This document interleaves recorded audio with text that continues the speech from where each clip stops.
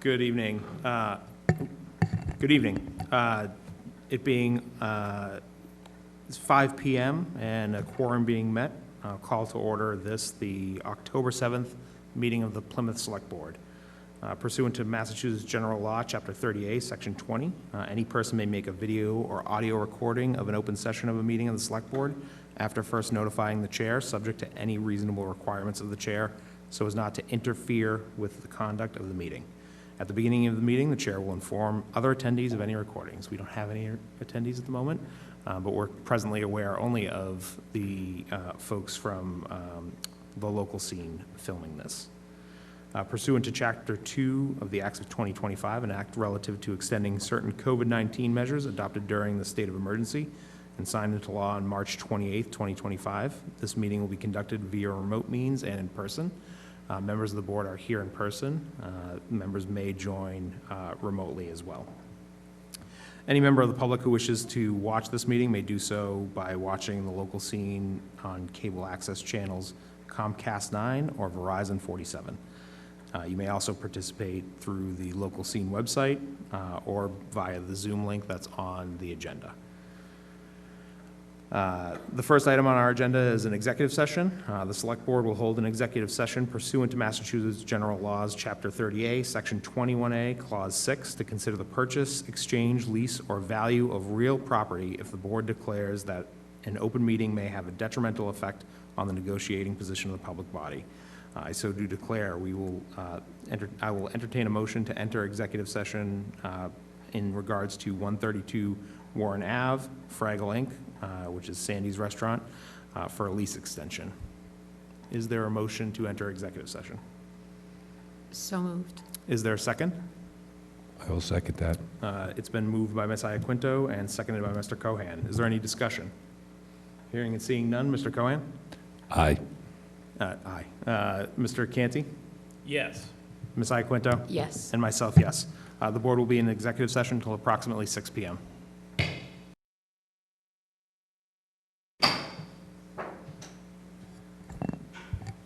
Thank you for joining us here tonight. The board is back from executive session. We'll get started on our agenda, but first, please join the board in the pledge to the flag. I pledge allegiance to the flag of the United States of America, and to the republic for which it stands, one nation, under God, indivisible, with liberty and justice for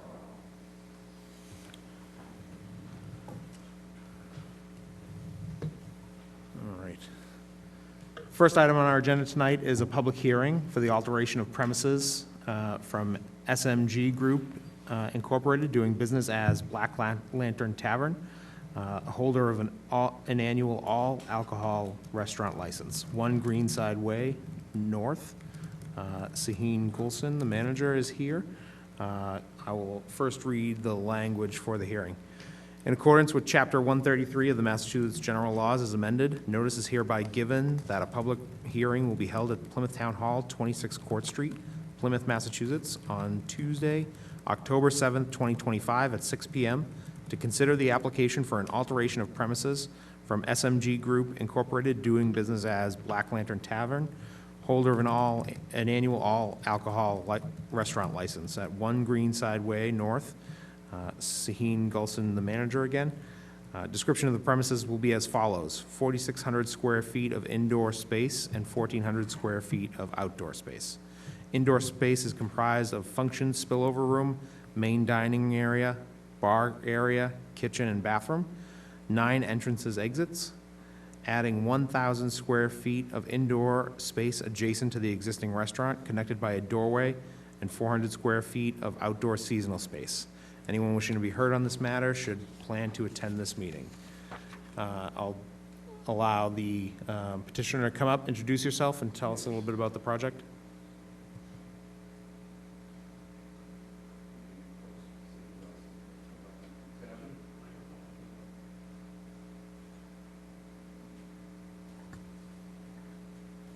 Hi again, Saheen Gulson from Black Lantern Tavern.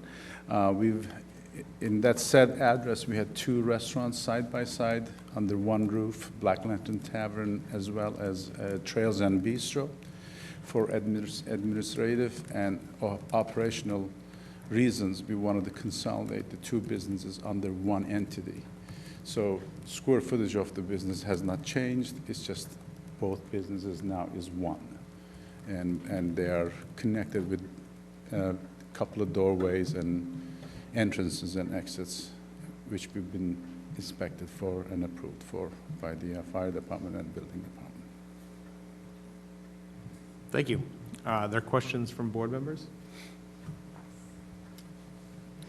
So I assume you're going to be closing the bistro? So portion of the bistro business? as a business will be closed, and it will, the same room that we used to serve dinners and lunches will be a spillover room, overflow room, and also a function room for small baby showers, birthdays, and what have you. Okay, very good. Any other questions? All right, thank you. Is there anyone other than the petitioner who would like to speak in favor of this project? Steve Lyden, Precinct 17. I have visited the tavern many, many times. It's always been a fantastic, the staff has been good, the food's been good, and I would highly recommend this. It's a great place. Thank you. Thank you.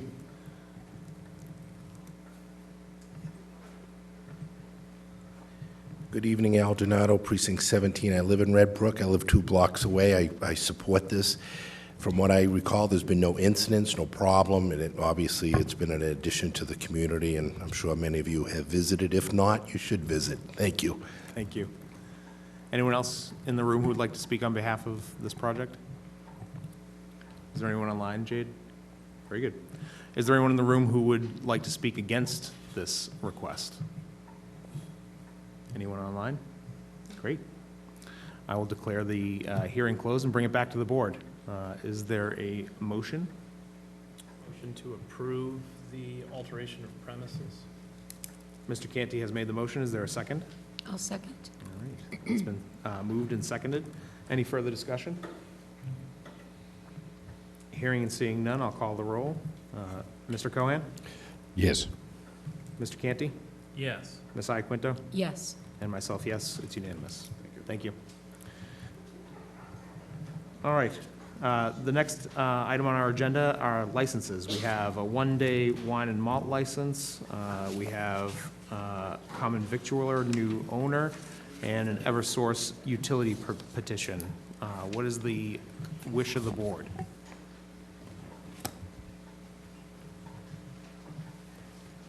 I move to approve them as a group. Excellent. Ms. Iaquinto makes the motion. Is there a second? Second. Mr. Canty seconds. Is there discussion? Hearing and seeing none, I'll call the roll. Mr. Cohen? Yes. Mr. Quintal? Yes. Mr. Canty? Yes. Ms. Iaquinto? Yes. And myself, yes, it's unanimous. Move on to administrative notes. There are 6 administrative notes. Wish of the board? Move them as listed. Mr. Quintal makes the motion. Is there a second? I'll second. Ms. Iaquinto seconds. Is there discussion? Hearing and seeing none. Ms. Iaquinto? Yes. Mr. Canty? Yes. Mr. Quintal? Yes. Mr. Cohan? Yes. And myself, yes. All right. We'll move into the agenda proper. We'll start with the Plymouth Affordable Housing Trust Policy. We're joined by Mr. Lee Hartman, or we were at one point. Oh, there he is. There he is. Come on up.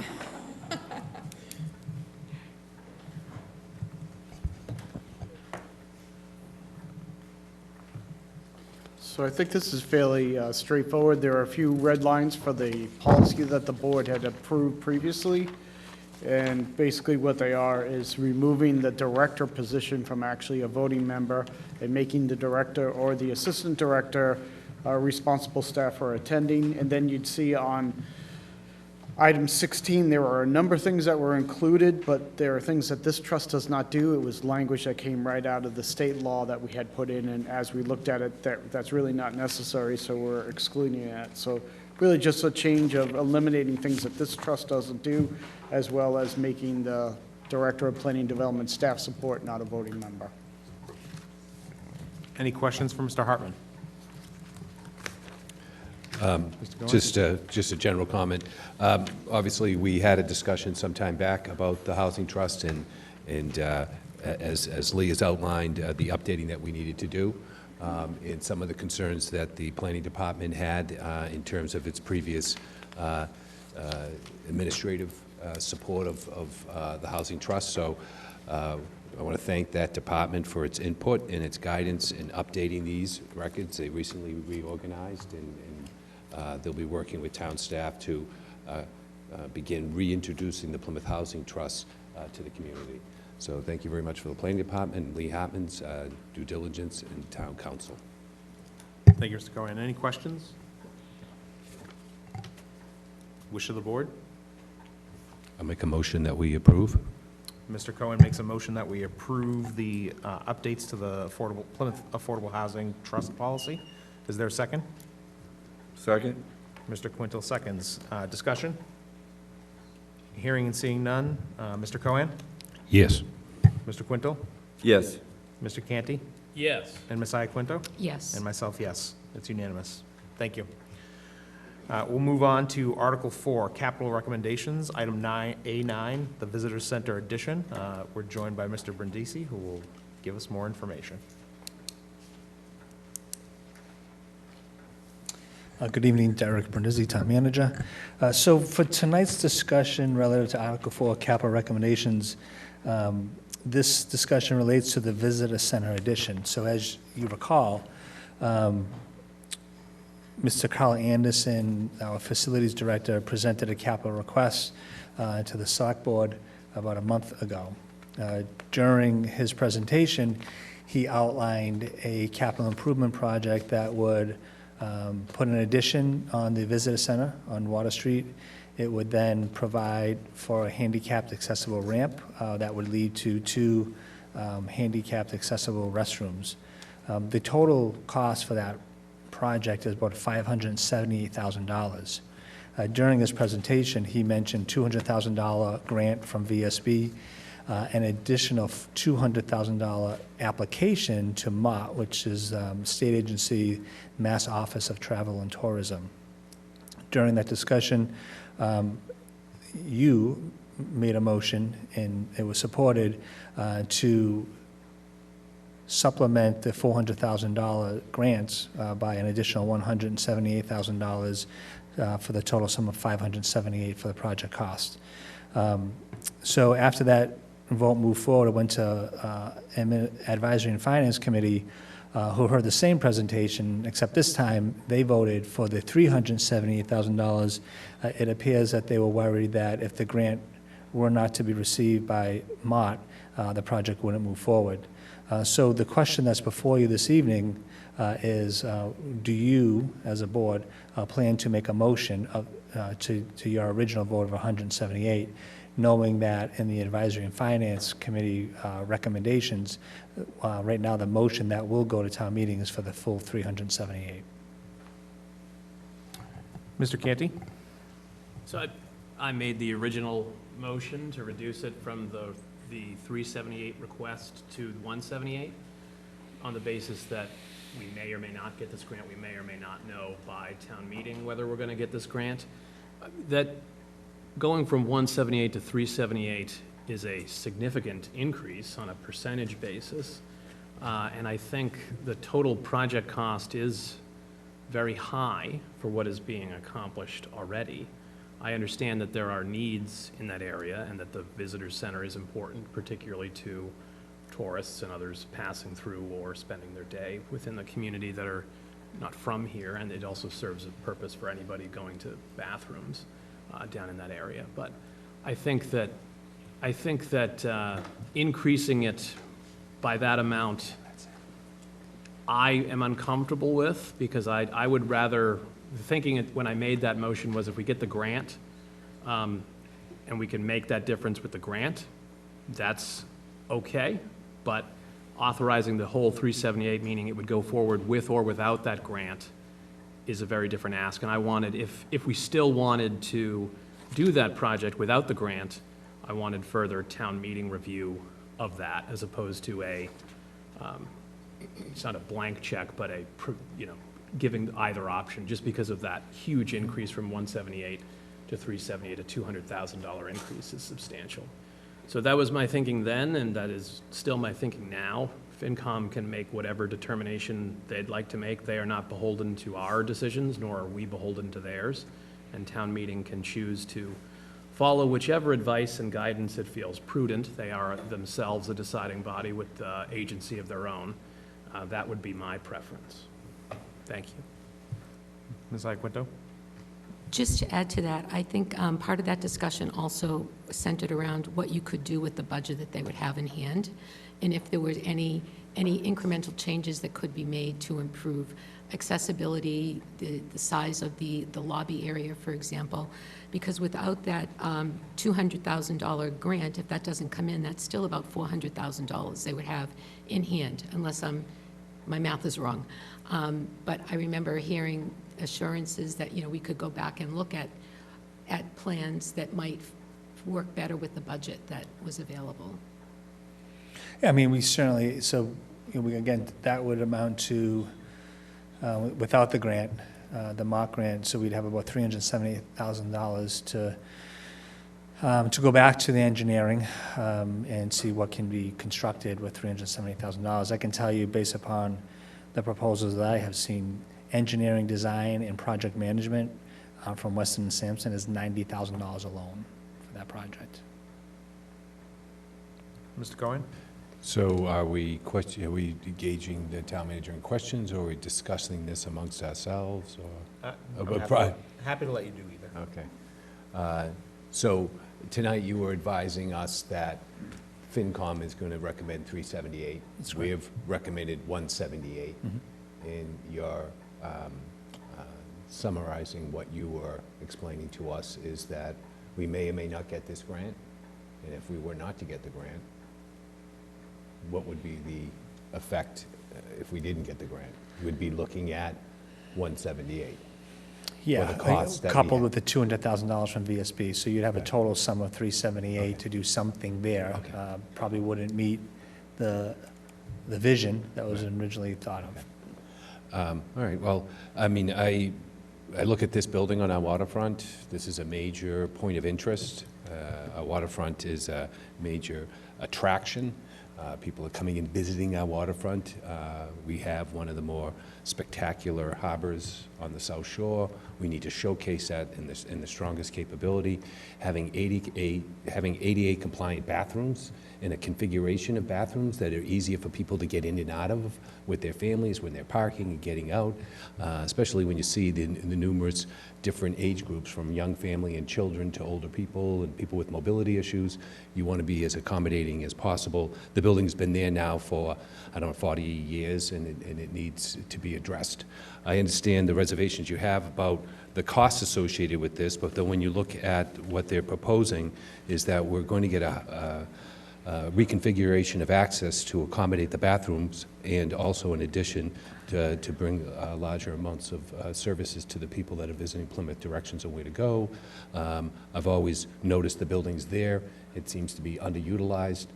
This is an opportunity where it's supporting the local businesses, because they're stressed out, and you hear from them, people who are visiting Plymouth, asking directions, asking to use bathrooms. So we really need to support the businesses on our waterfront. We have to, obviously be supportive to the tourist community that's working on this issue, and to the people that experience Plymouth. So, I feel like we should be following the lead of the Finance Committee and fully supporting this project. So it's kind of wait to hear the debate of the board, but I feel that's how I look at the scenario on the waterfront as it relates to this building. Mr. Canty? Being a lifelong resident, I don't frequent the visitor center that often. But my recollection is that you currently have to walk through the visitor center to get to the bathrooms, right? That's correct. And this is providing a hallway with access where to the right you go into the visitors center with the brochures and the information desk, and to the left is the bathrooms. That's correct. So that could be potentially problematic, because to me, because you have like bathrooms that are not being who's going in and out of those bathrooms is not being monitored. And while many people will use bathrooms for their purposes as bathrooms, some people use bathrooms for other purposes, such as recreational drug use, or I have taken the MBTA and found an unhoused individual using a sink as a shower, which I understand that he has needs and such, but it's a confronting sight to see it when it occurs in that site. So there could be unintended consequences to that, since we're not currently addressing some of those other issues in as a humane a way as I would like. And I think leaving some of those things unaddressed could have unintended collateral consequences in that area that could be detrimental to the visitor experience, as opposed to beneficial to it. And so I also don't know right now, because you have to go through the visitor center to access the bathrooms, you're sort of forced to interact with the brochures and the information desk. So you're exposed to that. And the employees working there as well. Right. But if it's just like a public bathroom, like the DCR bathrooms by the Mayflower, in terms of how you choose to interact with it, then you might actually get less benefit out of the visitors center portion of it, depending on how the population uses it. But I just think, considering those, I don't have an easy solution for those collateral consequences. But given some of the concerns that are potentially presented, I just think those are worth considering the possible negative outcomes, whether they've been anticipated or not. Mr. Quintel, then Mr. Goen. Debbie?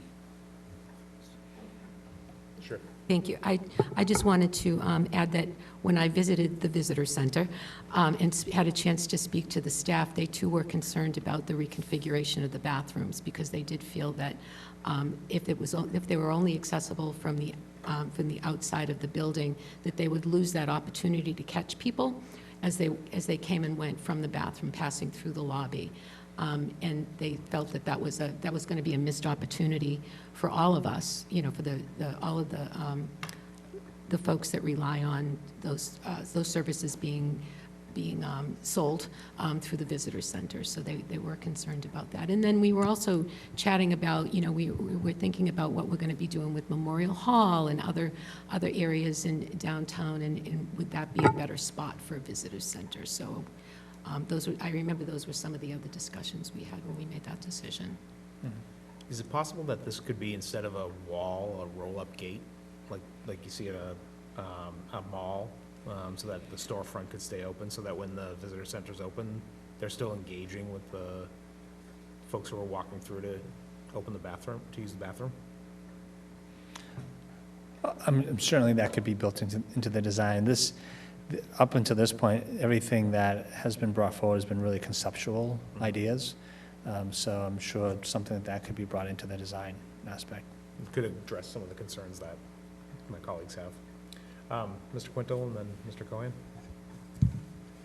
Yeah, at first I wasn't going to support this for my own selfish reasons. And those are, I have a bigger vision for what I think it should be and can be.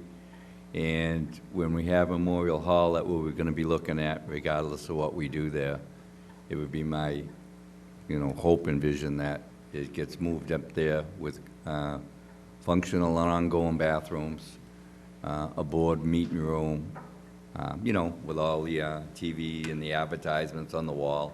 And hopefully all the business people down the waterfront and through town will come together and have a day pass for people that are coming here, that they can go have dinner, or they can go on one of the boats or do something. I mean, to really promote the town as they should. At first, you had a grant, and I don't know where that is, and so that's what the difference is here, $200,000, correct, Lee? Okay. So knowing how long it takes to do things in town, and even though I have a big idea, it's no use not doing the right thing. And the building needs help. And, I also sit on the VSB, and, Lee and I had a friendly exchange because I didn't see plans, and she's provided that in explanation. So, you know, regardless of what happens at Memorial Hall, but for an example, and this is not to throw stones, but I saw somewhere that the, you know, the school committee's doing $10 million worth of capital projects.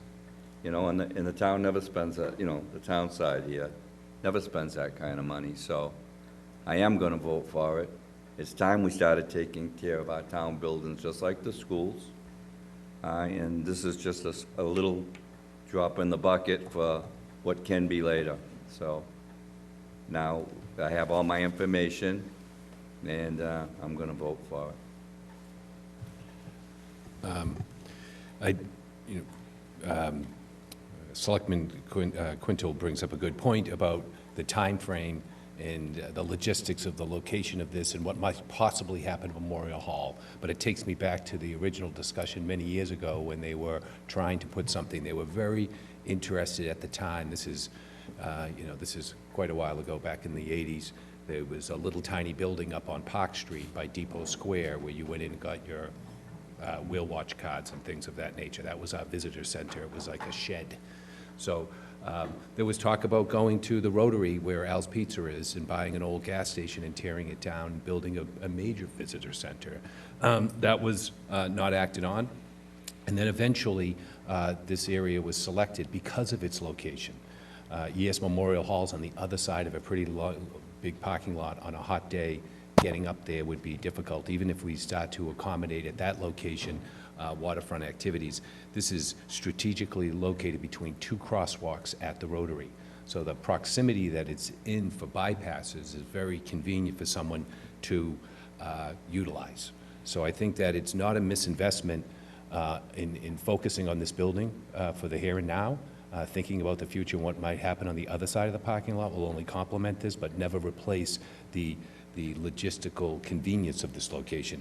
And as Selectman Golden has indicated in the town manager, we're in a conceptual design on this building right now. So obviously they're hearing concerns about people coming and going from the bathroom and staff seeing them going and coming from the bathroom. That I see here in the design, you have the bathrooms, the door, there's the addition and the door.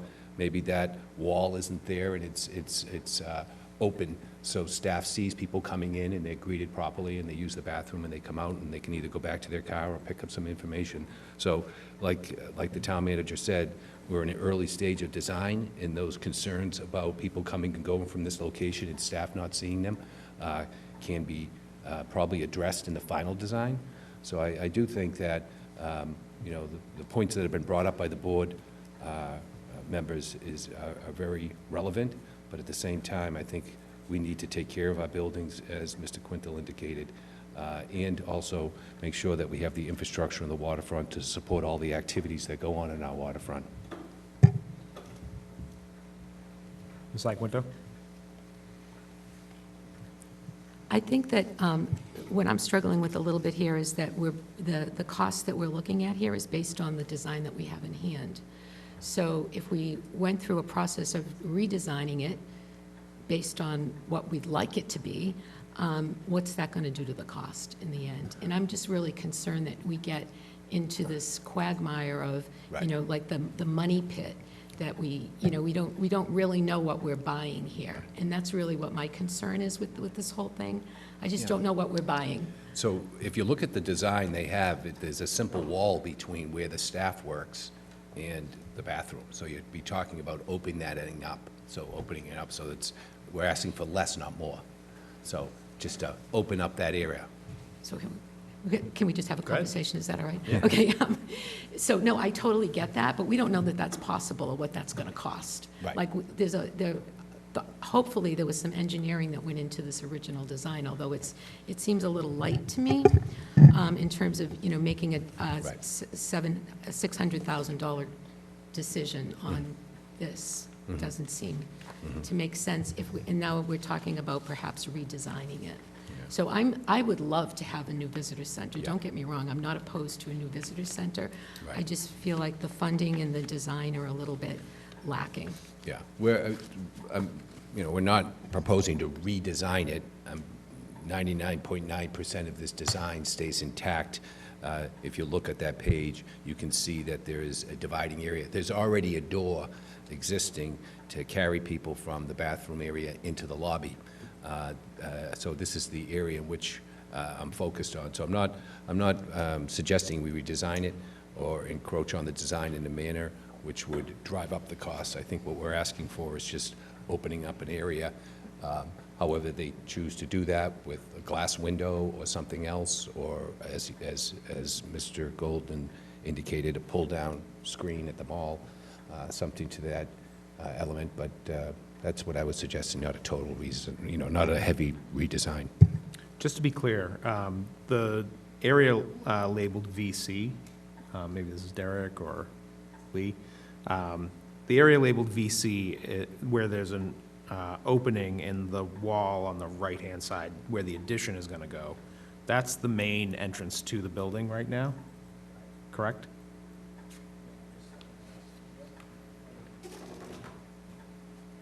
Yeah, that's the existing. So then, the wall that's between VC and H, which is the new hallway, is the existing wall, correct? There is an existing wall that would be the common wall between VC and H. So it could, to Deb's point, have a structural function, that wall. Yeah, right now, if you were to visit that section, there's HVAC conduit that's in that space that's all going to have to be relocated in order to make that hall. Okay. So there's some considerable construction going on in that hallway space. Absolutely.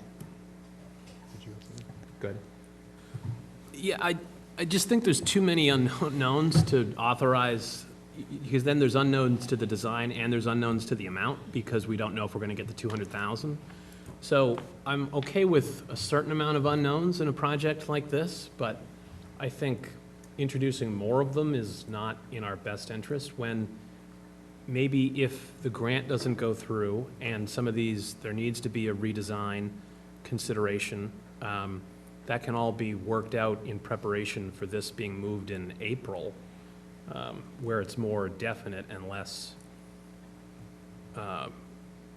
in flux.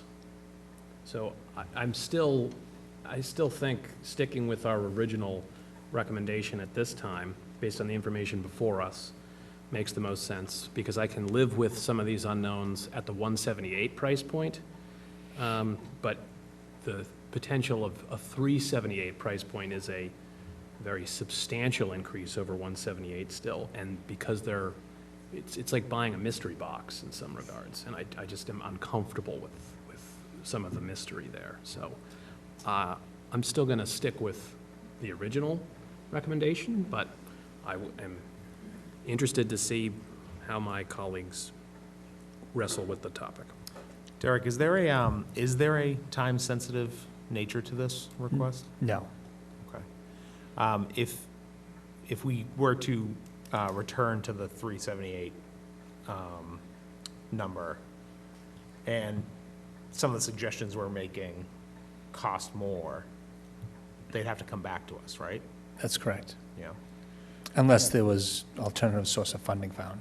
Town meeting's going to hear the 378 regardless of what we decide here tonight? That's correct. Okay. So we're just Yeah, so- talking philosophy at this point, right? Well, no, because there's been occasions where the Select Board and Finance Committee do not agree on a topic. And in those circumstances, in order for the Select Board's voice to be heard, you would have to make a motion. And so that's the question that's in front of you tonight. Do you plan on making a motion to the effect that you had originally taken a month ago when you heard this article? So our motion, if we choose, would be to make a motion at town meeting to reduce Advisory and Finance's recommendation. That's correct. If we don't do that, town meeting will hear the 378 regardless. That's all they'll hear, unless there's unless a town meeting member makes a motion, but we have our motions meeting tomorrow morning, and I don't believe I've seen a motion to reduce the 378. I mean, I'm happy to, if we stick with the current recommendation, to make that motion. And we have the ability to make motions at town meeting, just not to vote on them. So if we stuck with what we wanted to, and historically, the board, when the board has disagreed with FinCom or with another entity, they have spoken about it and let town meeting, I think, obviously, town meeting is the one that makes the ultimate decision. So, you know, if they're comfortable with these ambiguities in ways that I'm not, then it is what it is. But I just feel, I would feel better without that level of financial uncertainty on top of the other uncertainties. Mr. Cohen? So again, I think it's important that we get back to the focus is getting appropriate bathrooms on our waterfront in a timely manner. We should be able to build a bathroom, efficiently, quickly on our waterfront.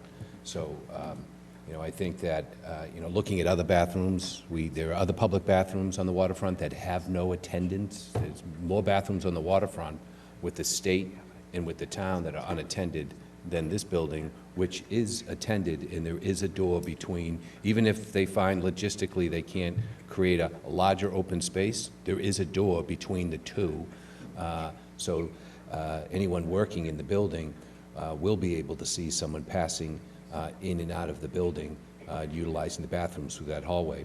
So I feel like that, these details can be worked out. There are logistical details of keeping an eye on people coming in and out. There is already in this design an opening from the working space to the hallway bathroom space. So there is an area in which you have a view. It could be bigger. They need to explore that. They've heard from the board. But I would hate to delay this to a future town meeting, missing a window of construction, because construction costs just keep going up. And we've run into this problem before with bathrooms in Plymouth. We start micromanaging the bathroom, and the next thing you know, it doesn't ever happen.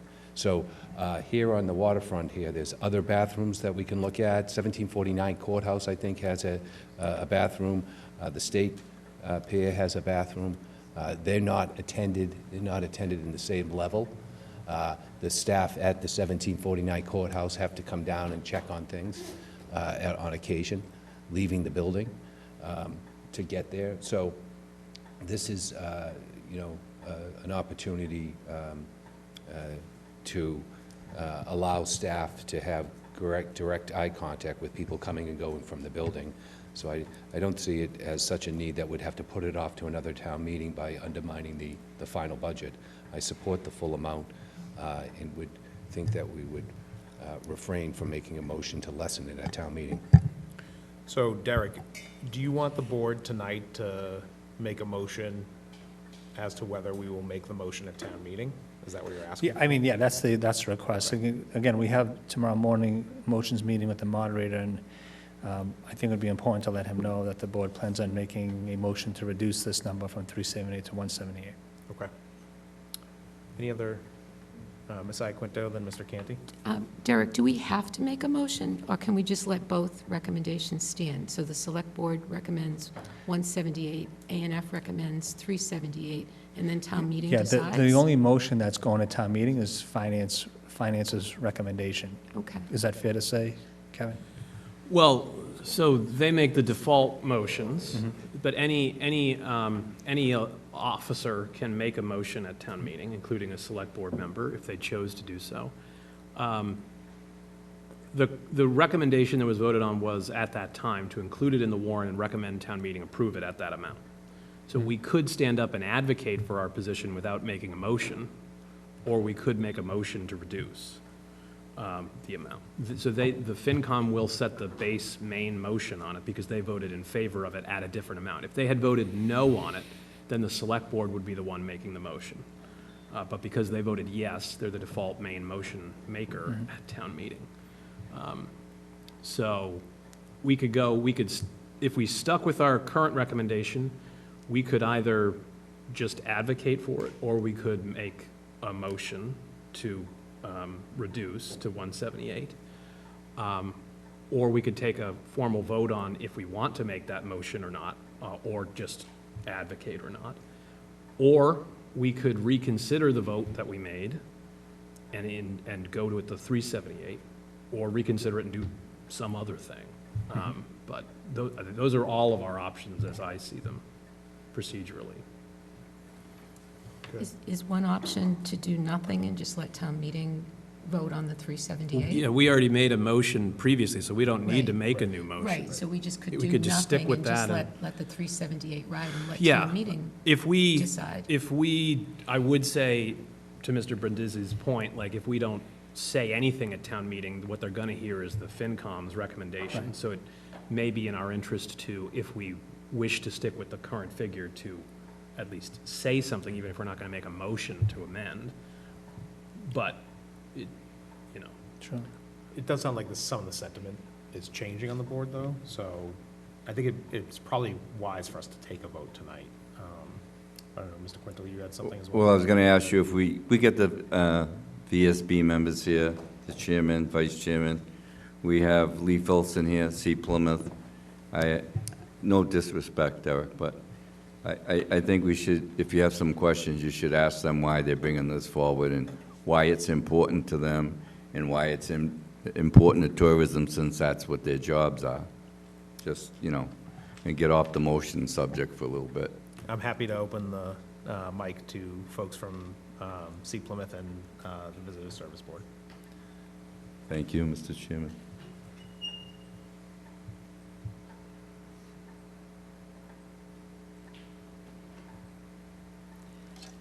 Good evening. I'm Lee Filson. I'm the head of C. Plymouth and also a resident here in Plymouth. And I can at least answer some of the questions that you asked today. What you decide to do, of course, is up to you. But in terms of not being able to see people coming in and out, you will, because there will be two openings where you can see the back hallway that leads, and they're both already there, where you can see people going into either the ladies' or the men's restroom. The difference is going to be the side window will become a door, and that's the door that people that are ADA accessible, et cetera, will come into to go to both. The other reason that we need the door is because we've been operating illegally for many years because we have only one door, only egress going in or out. And we've for long needed a second door. This allows us to also solve that problem.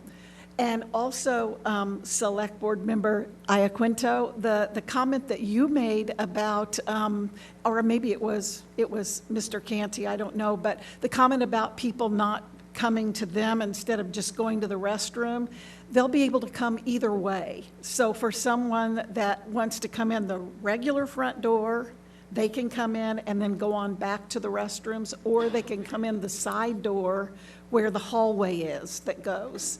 There are three changes. One change is the new door with the hallway that will go to both restrooms. The second change is all new ramps so that we've got better access for ADA for both entrances. And the third change is that we'll bump out the front part so that our ambassadors are not like this every day. As it is now, it's like a closet. And people that are going in and out of the restroom constantly bump into other people because there's so little space to get back there. So basically, we'll add our second door. We'll have a hallway that goes to both. You'll be able to go to the restrooms through either door, and then we'll create enough space that we can operate and we can service our visitors much, much better. Unfortunately, the person that spoke to you, one of our ambassadors, was really speaking their opinion. None of our ambassadors had seen the plans and can see that you can go either way. And so I apologize for that wrong information. So, Lee, the current schematic or blueprint, or whatever we would call this, that we have, seems to indicate that between what is labeled as VC and addition, the other doors on the map are indicated with like a swinging icon. but there's, between VC and addition, there's a front door to get into addition. But to me, it looks like there's like a window between VC and addition. Is that an entranceway? No, it's not a window. There are actual openings between the hallway and the front part of the, So it's they're not a- open now as well. So there's no door, it's just like there's a wall that comes in and it's open? There are no doors right now between the restroom area and the front part, and there would not be still. I think Mr. Canty, though, is talking about in the wall that's between the existing visitor center and the addition. Yes, There appears to be an opening where the doors currently are. right. What, is that wall going to be maintained? Is that what you're asking? I'm asking, yes, to me, they look like a counter, like a window that somebody would be behind a desk and say, oh, you want to know where the Mayflower is? It's down there. We Or don't- is there going to be a door there, or is it just, there's walls that come out, but it's an open space with no door? There's a wall right behind the area where they sit, and that's the wall that will be the wall to the hallway. But on both sides of the wall, that's open, that goes to the two restroom doors. So you can walk, I guess, can you if you're a citizen or a visitor, can you walk in the front in Yeah. addition and walk through addition, through VC, and into the hallway with the bathroom without leaving Yes. the building? Yes. You can, Yes, sir. okay. Yeah, so that must be so there's either no door there or it's mislabeled. But either way, you can walk through it, you're saying? Yes, sir. Yeah, it's difficult to interpret that. Other questions? Mr. No, Cohen? I think it's, thank you, Lee, because it's helpful to hear the importance of the safety issues relevant to we only have one door there. And we need more than one door, obviously, and this would deal with that question.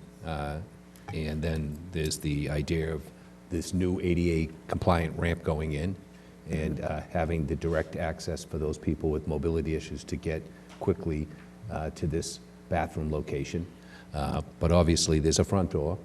There are staff on duty. You come in, they're standing there, they're greeting people. There's a wall behind them, but there's two openings on either side of them to this hallway where you're seeing people moving around. So there is proximity of staff and people coming and going. So, I think that's something that we have to keep in mind, that the design is focused around these ramps, ADA compliancy, and a direct route for people to get to that bathroom. And one other comment to that, when when we have people in wheelchairs that come in now, they have to roll around that main desk and then a little to the right and then a little to the left to get in, which is another reason if we had that doorway on the side, they could just come, they could use the ramp either way, but use the ramp just to come straight into the side and go to either restroom. So for ADA reasons, it's important to us as well. Along with the safety issue about having more than one egress. Yes. Thank you. Further questions? I'll recognize the chair of the VSB. Come on up. And then I'll recognize the vice chair as well. Steve Lighton, I'm the chair of the VSB. The VSB unanimously voted to give a grant to Plymouth to the town, basically, to renovate this building. We first thought about replacing the building, but that's around $2 million, and that's ridiculous. So we did the best we can. We spent $15,000 with Weston and Sampson, and it's their design and what they did wasn't really what we needed. This is all conceptual. We have, David Peck has come in and sat with us and basically told us that it would be around $25,000 to $35,000 to get actual design and blueprints. So, and with what I'm not going to talk about the building, that's all I'm going to talk about the building, but what I really want to talk about is the business people on the waterfront, the visitors, even the residents complained that there's not enough bathrooms on the waterfront. The VSB pays to keep the harbor master's bathrooms open later. The VSB pays for the bathrooms in this building to be open weekends and holidays because there's a need. And the need's the bathroom, and the VSB's mission is to support tourism, and that's why we support this. And I know it's a lot of money, and I understand Derek, where he's coming from, and he's right. I mean, it's a lot of money. I mean, I'm not disputing anything that the town manager has to say, but it's a need, and it's a need for everyone, the residents, the tourists, and the tourists do bring in money. That's our largest industry in this town, so I think that we should support it, and thank you. Anyone have questions for Mr. Lyden? Everett?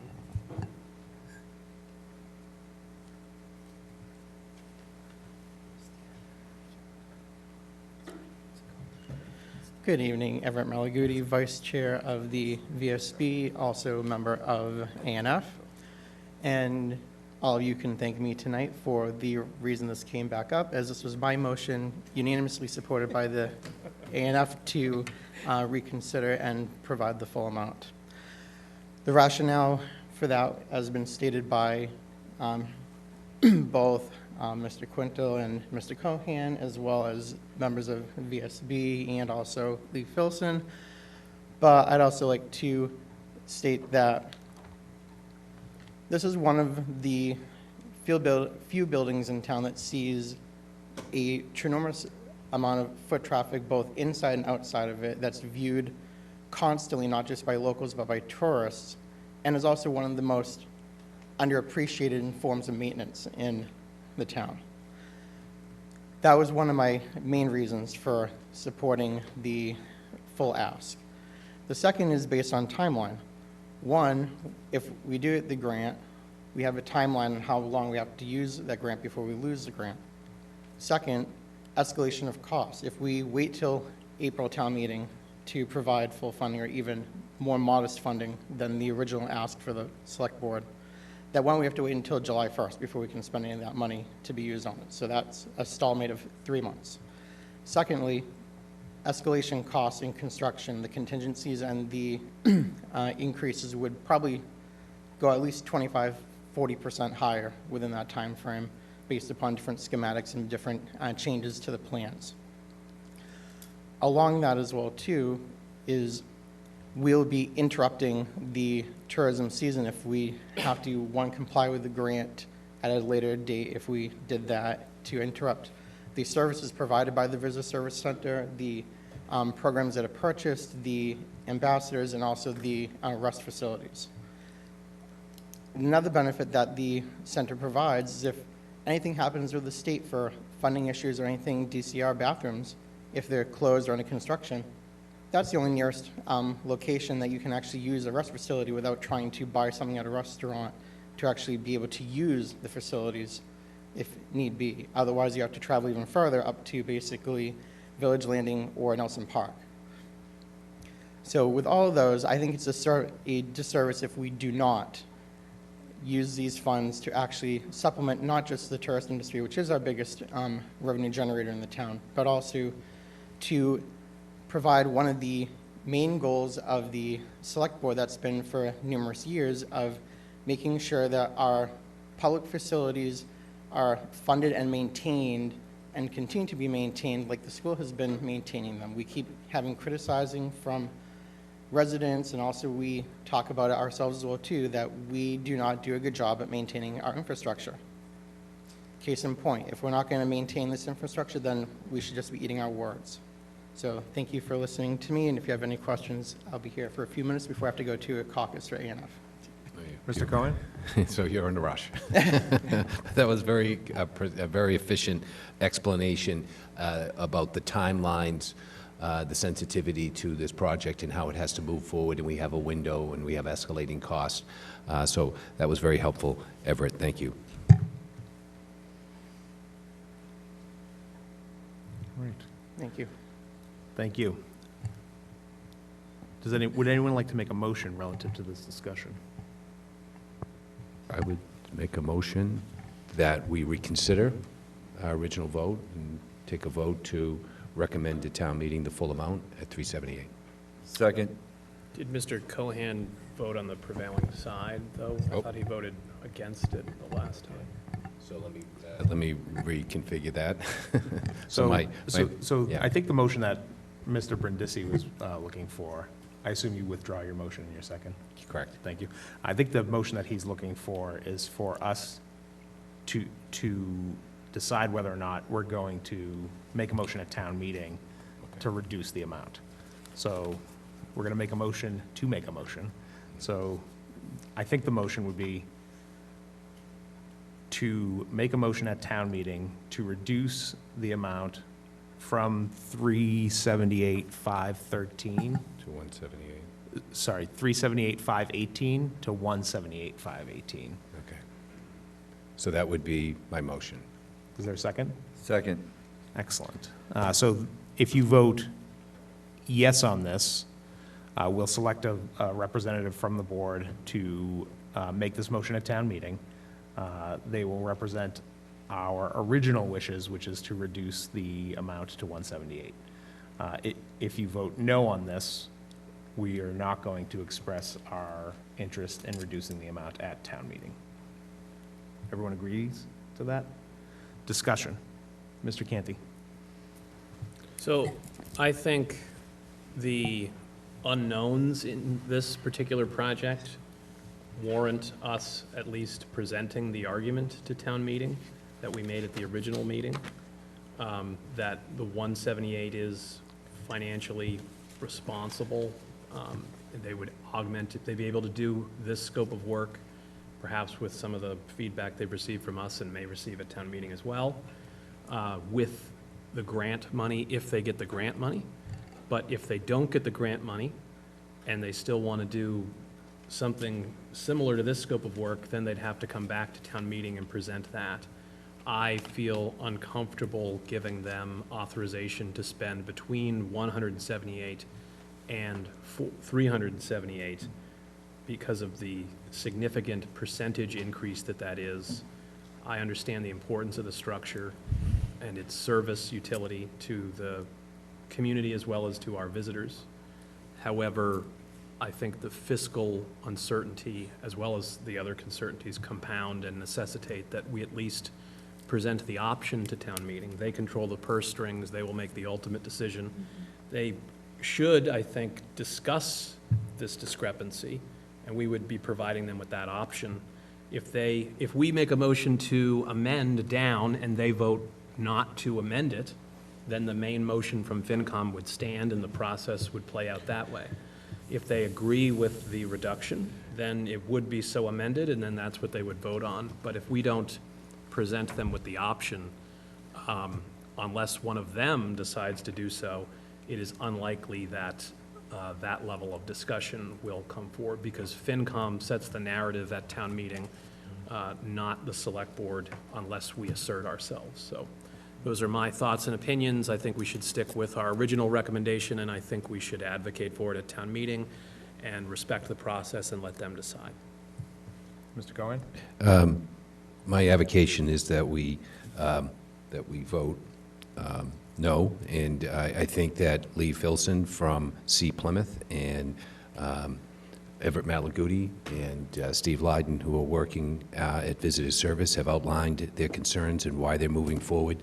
And I think that I stand behind that advice. I think we, as a board, obviously, we want to be weighing in at town meeting, but I also want to listen to committees and boards that are working on this issue on a daily basis. So I'm going to defer to them as I move to vote on this. Ms. Iaquinto?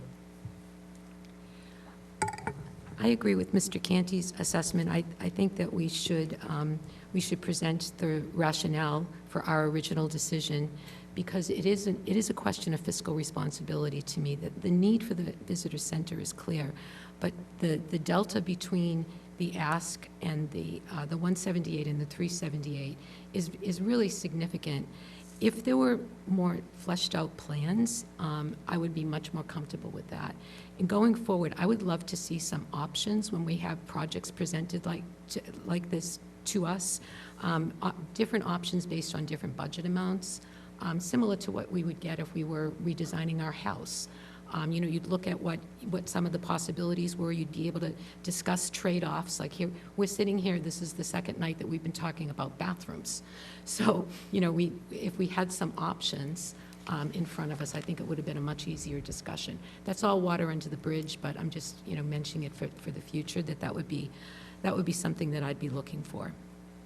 Any further discussion? I find myself in an uncomfortable position because I agree with points made by everyone on this board. I think the most compelling argument here tonight, though, is the one made by Mr. Malaguti about the ever-rising cost of construction. And from the moment I got involved in government here in town, all I've heard is how, one, the town has neglected its buildings, and two, how we do so at our own peril, because every time a project comes up, it costs us more and more the further we delay. I agree with Mr. Canty's assessment about whether or not there's an option presented, but I think that he's right. I think a member of town meeting could make this argument instead of us. So I'm fine to let the Advisory and Finance Committee's recommendation to go forward, and if a member of town meeting, some of whom we have here in this room, decides to make the motion to reduce it, we'll let the final deciding body make that decision. So I will vote no. Further discussion? Mr. Cohen? No. Mr. Quinto? No. Mr. Canty? Yes. Ms. Iaquinto? Yes. And myself, no. So the board will not present its argument for the original position that it had at town meeting. The full requested amount, as amended by the Advisory and Finance Committee, will go to town meeting unless they decide amongst themselves to make that decision. All right, moving along, board and committee appointments. We have Town Clerk Kelly McElrath.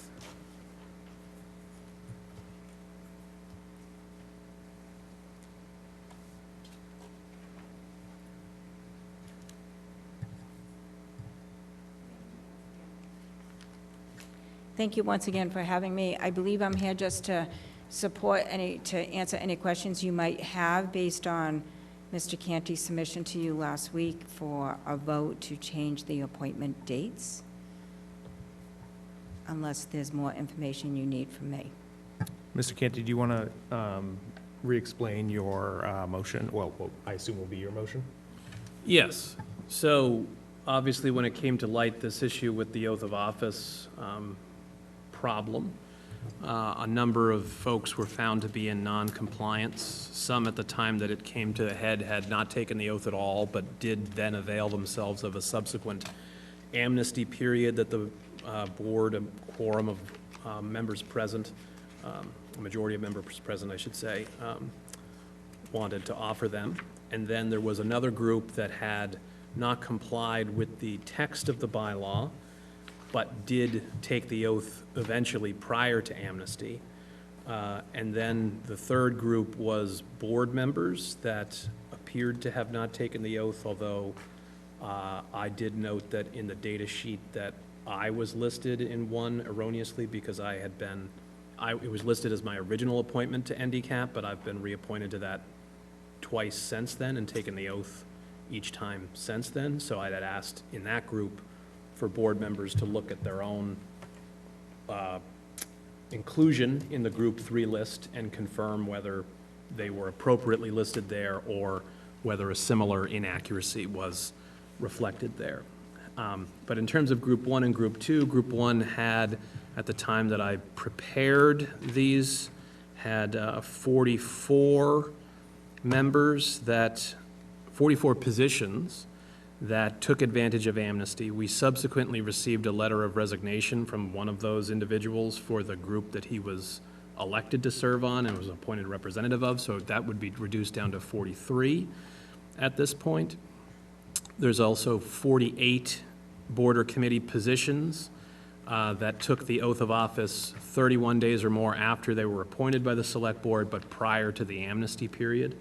So for the 43 that took advantage of amnesty, I would suggest that we appoint them effective the day before amnesty was offered, so on September 8th, 2025, because that would comply, a retroactive appointment with them taking an oath by September 18th would mean they would be in technical compliance, the best kind of compliance with the bylaw. And then Group 2, because their date of oath was various dates, I went through the reports and listed the calendar day prior to them taking the oath as my suggested effective date for their appointment, to also bring them in compliance.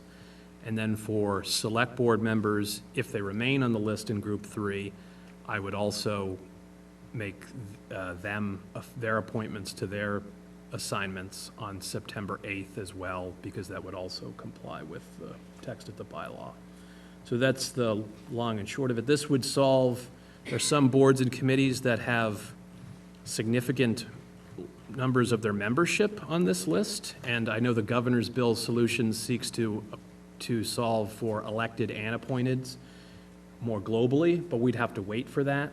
And I am concerned that some of these boards and committees, if we do not make retroactive appointments now, will be unable to have a legal meeting and take any legal action, particularly binding legal action, for those relevant boards. So I think it's more a belt and suspenders approach with this solution for the people within our realm of control, solves that issue, and then the Governor's Bill can solve it more broadly throughout the community.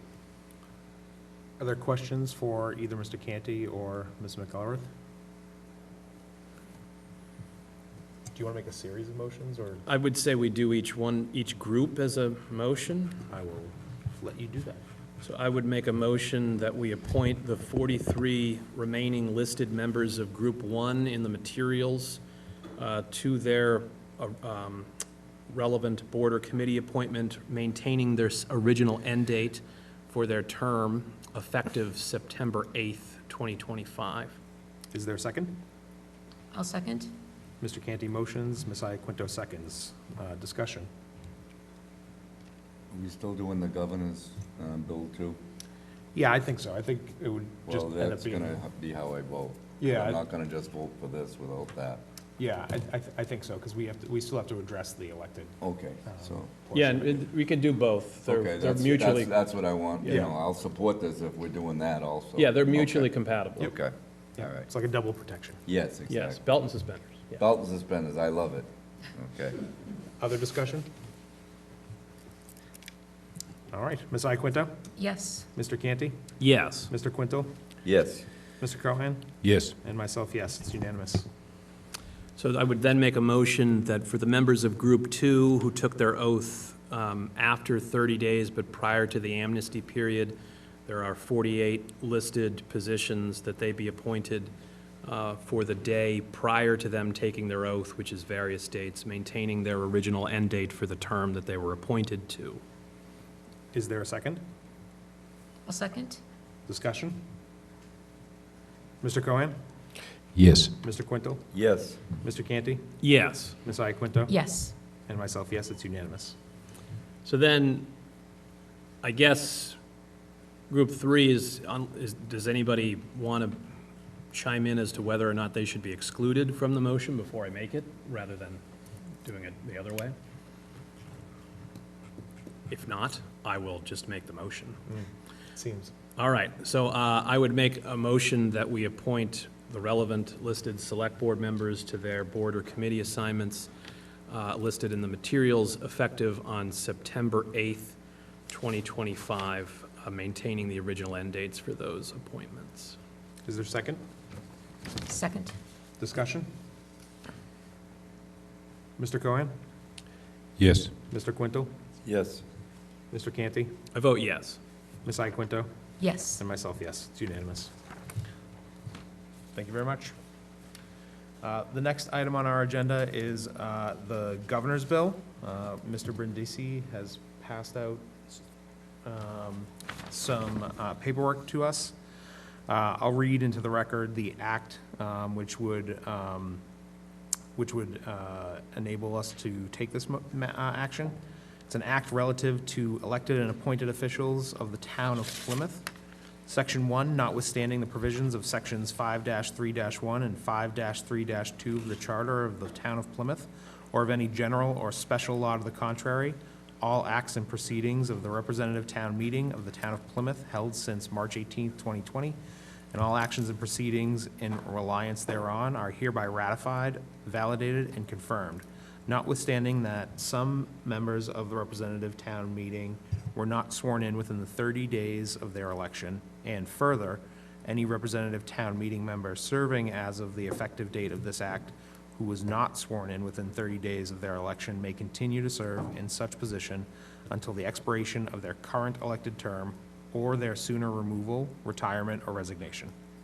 Section 2 states, notwithstanding the provisions of Section 1 of Chapter 123 of the bylaws of the town of Plymouth, or of any other general or special law to the contrary, all acts and actions taken by all elected and appointed officials since April 11th, 2015, and all actions and proceedings taken in reliance thereon are hereby ratified, validated, and confirmed, notwithstanding that some elected and appointed officials were not sworn in within 30 days of their election, and further, any appointed official serving as of the effective date of this act who was not sworn in within 30 days of their appointment may continue to serve in such position until the expiration of their current appointed term or their sooner removal, retirement, or resignation.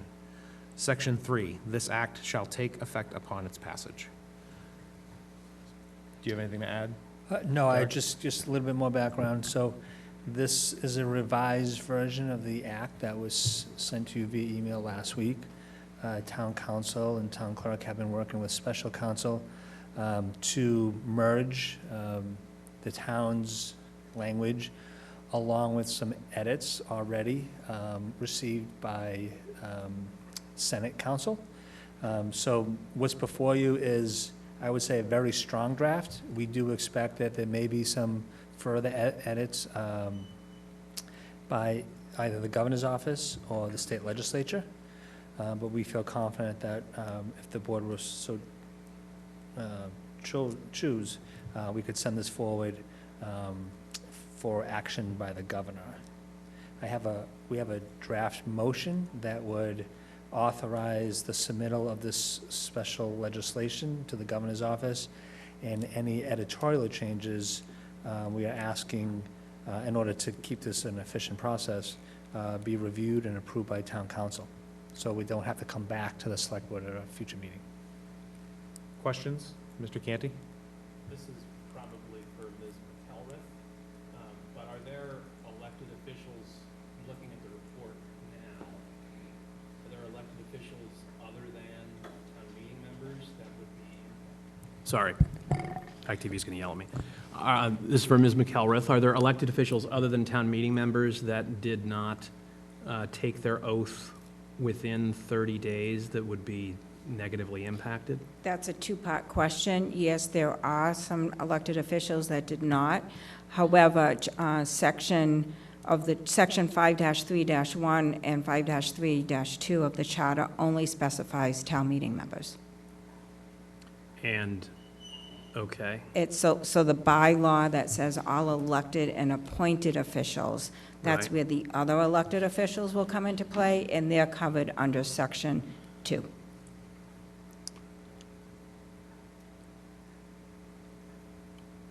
Okay, so, all right. Yeah, So- the charter specifically points out town meeting Right. members that don't take their Yes. oaths, so that's what section 1. Section 2 is the bylaw.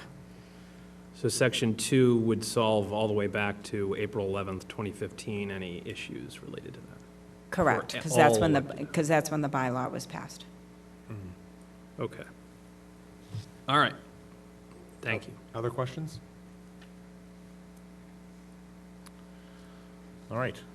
So the motion that would be before us then would be to move that the select board approve the proposed language as discussed for the governor's bill entitled an act relative to elected and appointed officials of the town of Plymouth, and provided further that town council is hereby authorized to approve amendments from the general court and/or the governor's office, which shall be within the scope of the general public objectives of this petition. Does someone make that motion? So moved. Mr. Canty makes the motion. Is it seconded? Second. I'm going to give that one to Mr. Quinto. Is there any discussion? Mr. Canty? So, obviously, this has been a hot-button issue for a month or so now, so hopefully this, I'm glad that we took the time to fully vet the issue and assess it and come up with a system solution to a systemic problem. I do not think that this is a problem of the current administration or the current town clerk's office. To be clear, I think it's a multifaceted issue. There were some incorrect and misleading guidance giving out to folks. We have not always been consistent, and our predecessor boards have not always been consistent in reminding our appointees of when they were supposed to be sworn in, and that is true not only of our appointees, but of other appointing authorities as well. So the sheer number of people, both appointed and elected, that were in non-compliance always suggested to me that it was bigger and needed a larger and wider solution. And I think both what we just did with the board and committee appointments that we control, as well as this governor's bill, will solve it. And now going forward, that we have been made aware of this and that the community has been made aware of it, we can more readily hold people to these standards. I think 30 days to get sworn in is a reasonable standard as long as it's clearly communicated to folks.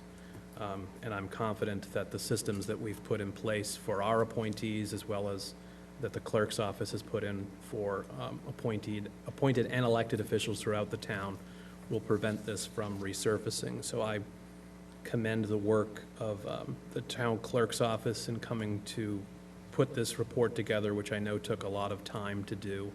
And I appreciate that effort, and I look forward to putting this chapter of Plymouth's town government behind us so we can all continue with the work of our residents and the betterment of our community. Thank you. Further discussion? All right. Ms. Iaquinto? Yes. Mr. Canty? I vote yes. Mr. Quintel? Yes. Mr. Cohen? Yes. And myself, yes. It's unanimous. I just wanted to mention that there's a letter that will be the cover of this legislation submitted to the governor's office. It'll be signed by the chair of the select board and the full state delegation as well. Thank you. Next on our agenda is the Earth Removal Bylaw Review Committee. I've been in communication with the chair of the planning board, who provided a draft of the committee charge that will be going in front of their board tomorrow night. I'll give folks a few minutes to review this, but the long and short of it is that this puts the guardrails in place to dictate the work that the committee will do. They're going to be charged with assisting in the selection of the consulting team, working with that consulting team to review case studies that pertain to the impact of earth removal bylaws. They'll establish a list of best practices for earth removal and draft revisions of the current bylaw, which will then go to the planning board. This is an advisory board to the planning board, so although we are ostensibly going to make appointments to it through this board, it is going to be reporting to them. The planning board has delegated 3 appointments to us. You'll see that this talks about the membership criteria that I mentioned last week. It goes a little further, talks about all members have to be Plymouth residents. No member can be an elected official except for town meeting members. It stipulates that no member may serve simultaneously on one of the appointing bodies, so COPC folks can't be appointed, select board members can't be appointed, and planning board members can't be appointed. It talks about only 1 member per organization, for example, advocacy groups, businesses, boards, things like that. And it mentions the preferential selection criteria that we talked about last week: sciences, engineering, legal and legislative work. It goes on to talk about zoning and environmental regulation as well. Questions about this? Mr. Canty? So I understand we moved a little fast with this, but both this and the prior agenda item we didn't receive until we were taking it up at the meeting. So it would be preferable to me if we could receive these materials earlier than that in the packet. And I know that that's not always possible, but having it happen back to back is unfortunate. And in relation to this, with the review that I've been able to do at this point, I noticed that under purpose, activities of the committee will include assisting in the selection of a consulting team that will include hydrologists, soil scientists, engineers, and land use attorneys. And then there's work once the consulting team is selected that I don't need to read for what I'm talking about here. But I see that under status, the second sentence says, "The work of the committee shall commence in earnest once a consulting team is retained by the town." So, to me, that sentence under status should be stricken because we want them to be involved in the selection of the team. And those two seem to be in conflict. I think you could charitably read the second sentence to mean that that's when a different phase of their work would be commencing, but I think it would be clearer if that sentence were not there. But I see Mr. Hartman is poised to provide planning department input, and I cherish his commentary. Lee? Thank you, Lee Hartman, Director of Planning and Development. So I know the community is chomping at the bit to get ahead and start going with this. Problem is, December, I'm retiring. We just had a retiree in our office for a town planner, and so we'll have one position in the very near future providing staff support. So our concern is, without the consultants involved, trying to have a committee start to do something without proper support is not in the town's best interest. So we use that language and we use the word earnest. We tried to talk about another word that might better explain it, but I think really the intent here is get the consultants on board, and then once we have a full complement of staff in the planning department, then we can provide the assistance. What we can't do is have a committee be put together and have them start to do something without the kind of necessary professional support that's needed. So what if, Mr. Hartman, and again, I'm just getting this, but what if that sentence were reworked to say something to the effect of, "The committee's work shall be in tandem with the consultant team that they select," or something that suggests that the bulk of the work is going to occur, there's work in phase one of selecting the consultant, but then that they're going to be working with that consultant throughout.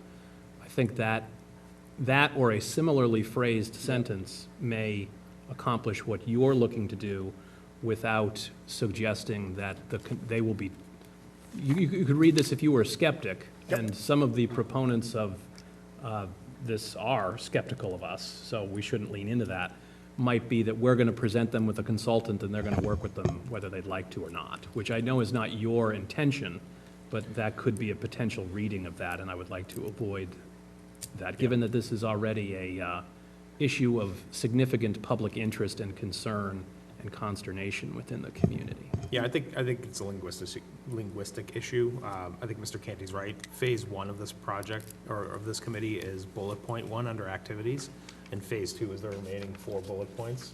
Is that a good interpretation of what you're saying? Yeah, phase 2, and then maybe draft revisions is phase 3, but yes, definitely that there's phases to the work. So if you could share that concern with the planning board chair and the planning board, I think that would be helpful. And my suggestion would be that if you have a preference for either Kevin or yourself, that we work on something and then just make sure that you're okay with it, and then we can circulate it to everybody afterwards. But tell me who you'd like to have work on the wordsmithing with myself and Steve Bulletin. Okay. Would you like to work with them? I'm happy to work with them on the phrasing of that. Okay. Mr. Cohen? So I get I see earnest, I see the suggestion of in tandem, but there's nothing stopping the committee from forming and having early discussions as they go to hire a consultant. This is not unheard of. This is how most committees operate. I do want to express to the community that the intention is to move in a manner sooner rather than later. Right. So I just want that to be understood. I know where you're going with Ernest, and I know where Lee's office and Steve may have deliberated on that word, and Kevin is looking to revisit it. But I just want to make sure that we're moving to form a committee. The committee will form, and it won't be held back from this process of getting these people in position to assist the committee. Yep. Okay. Yeah, and I would just say, my experience over many years of working is when you have a committee and they say what we should do, we usually mean staff. And so that's why we want to have the staff here to give the proper support. Sure. Ms. Iaquinto? Yeah. Sorry. I also had a question under status, maybe for clarity. The last sentence, "The committee shall be disbanded after its recommendations are presented to the planning board and town meeting." It's not clear what whose is referring to. Is that the consultant recommendations? Is that? No, that would be a final bylaw draft, and we can make that clear. Yeah, just because it sounds like it would be the draft revisions to the current bylaw would be recommended, and Yeah, then part of me doesn't want to assume that there'll be changes, but I think that's a pretty safe I assumption. think it's probably safe to assume. Further discussion? Mr. Cohen? I would like to, I see that some of the thought process around who we might be attracting to this application process. Obviously, we want to give the applicant some indication of the quality, the attributes that we're looking to have on the committee. You mentioned a few. I just wanted to make sure that, you talked about a hydrologist and land use legal. I also look at finding a climate scientist, if someone has that experience. These environmental issues should be expressed in the charge as we move forward to give applicants during this period of time some indication of the attributes we're looking for. Like I said, someone, a contractor, a builder, someone from the agricultural committee, public health. These are things that we should be thinking about. Just your thoughts on when we start to advertise for resumes? So we could create a lengthy list, but again, I don't want to think- create a lengthy Yeah, I know, I list. think I just want to balance it. as a board, right, and I think as each of the three boards makes their appointments, I think it's on you as a board. Okay, good. With a majority vote Yep. to find that balance. Yep. Okay, And good. hopefully each board does that with the people they have. And oftentimes what'll happen is these three boards don't meet on Alright. the same night, so that whoever you don't select Right. will go into Okay, the good. pool with the planning board, or if the planning board goes first, then you have the other pool. I just, To that- just wanted to to get your that- thought process on that. But I did have one follow-up. Let me just chime in on this issue first. So to that point, Lee, I spoke with the chairman of the planning board today, and we agreed that we would list, and this came at the suggestion of Ms. Anderton, that we figure out a schema for soliciting applications, and we decided that it probably makes the most sense to have people apply to the individual appointing authorities. So just like when you're on a village steering committee, you apply either to the planning board seat or to the select board seat. That's how we would approach this. Now, it wouldn't prevent someone from submitting the application 3 times to each of the appointing authorities, but at least this way, it gives folks the opportunity if they. And again, I think even if we don't do that, we can coordinate at a Yeah. staff level that whoever goes first, then the remaining names get passed on to the other 2 committees. Yeah. Sorry. Mr. Cohen? And then I did note here, it said that only one member per organization. So, what are those organizations? Where is the membership? Who's so that's why active? we ask I think people- that it needs to be, Well, I think, just my thought process there is that I understand what you're trying to achieve there, but at the same time, it's I think, each person's going to apply, and I don't see how you can police that. No, you can't, but we Yeah. ask them to disclose. So Okay. that says identify any groups that you belong to, so that Yeah. if they choose not to disclose that they're part, then we won't know. But again, it would be more of a way so that we don't have 4 people from the cranberry industry involved. So so if someone's going to put a resume into a town committee, we can actually ask what Mm-hmm. Yeah. groups are you associated with? Applicants must identify their affiliations with any environmental, agricultural, economic development organizations. So it's up to them, it's kind of an honor system. We're not gonna query check them to see if they belong to others. but Well, we're we will asking query check them, but Yeah, not we'll- in But not for relation to this. their But we will ask them to So we can check actually ask an applicant of that. Yeah, Please that's- and disclose your that's- yeah. organizations you're associated with. Yeah. Okay. Very good. Mr. Canty? I guess I also have some, now that Mr. Cohan brings that point up,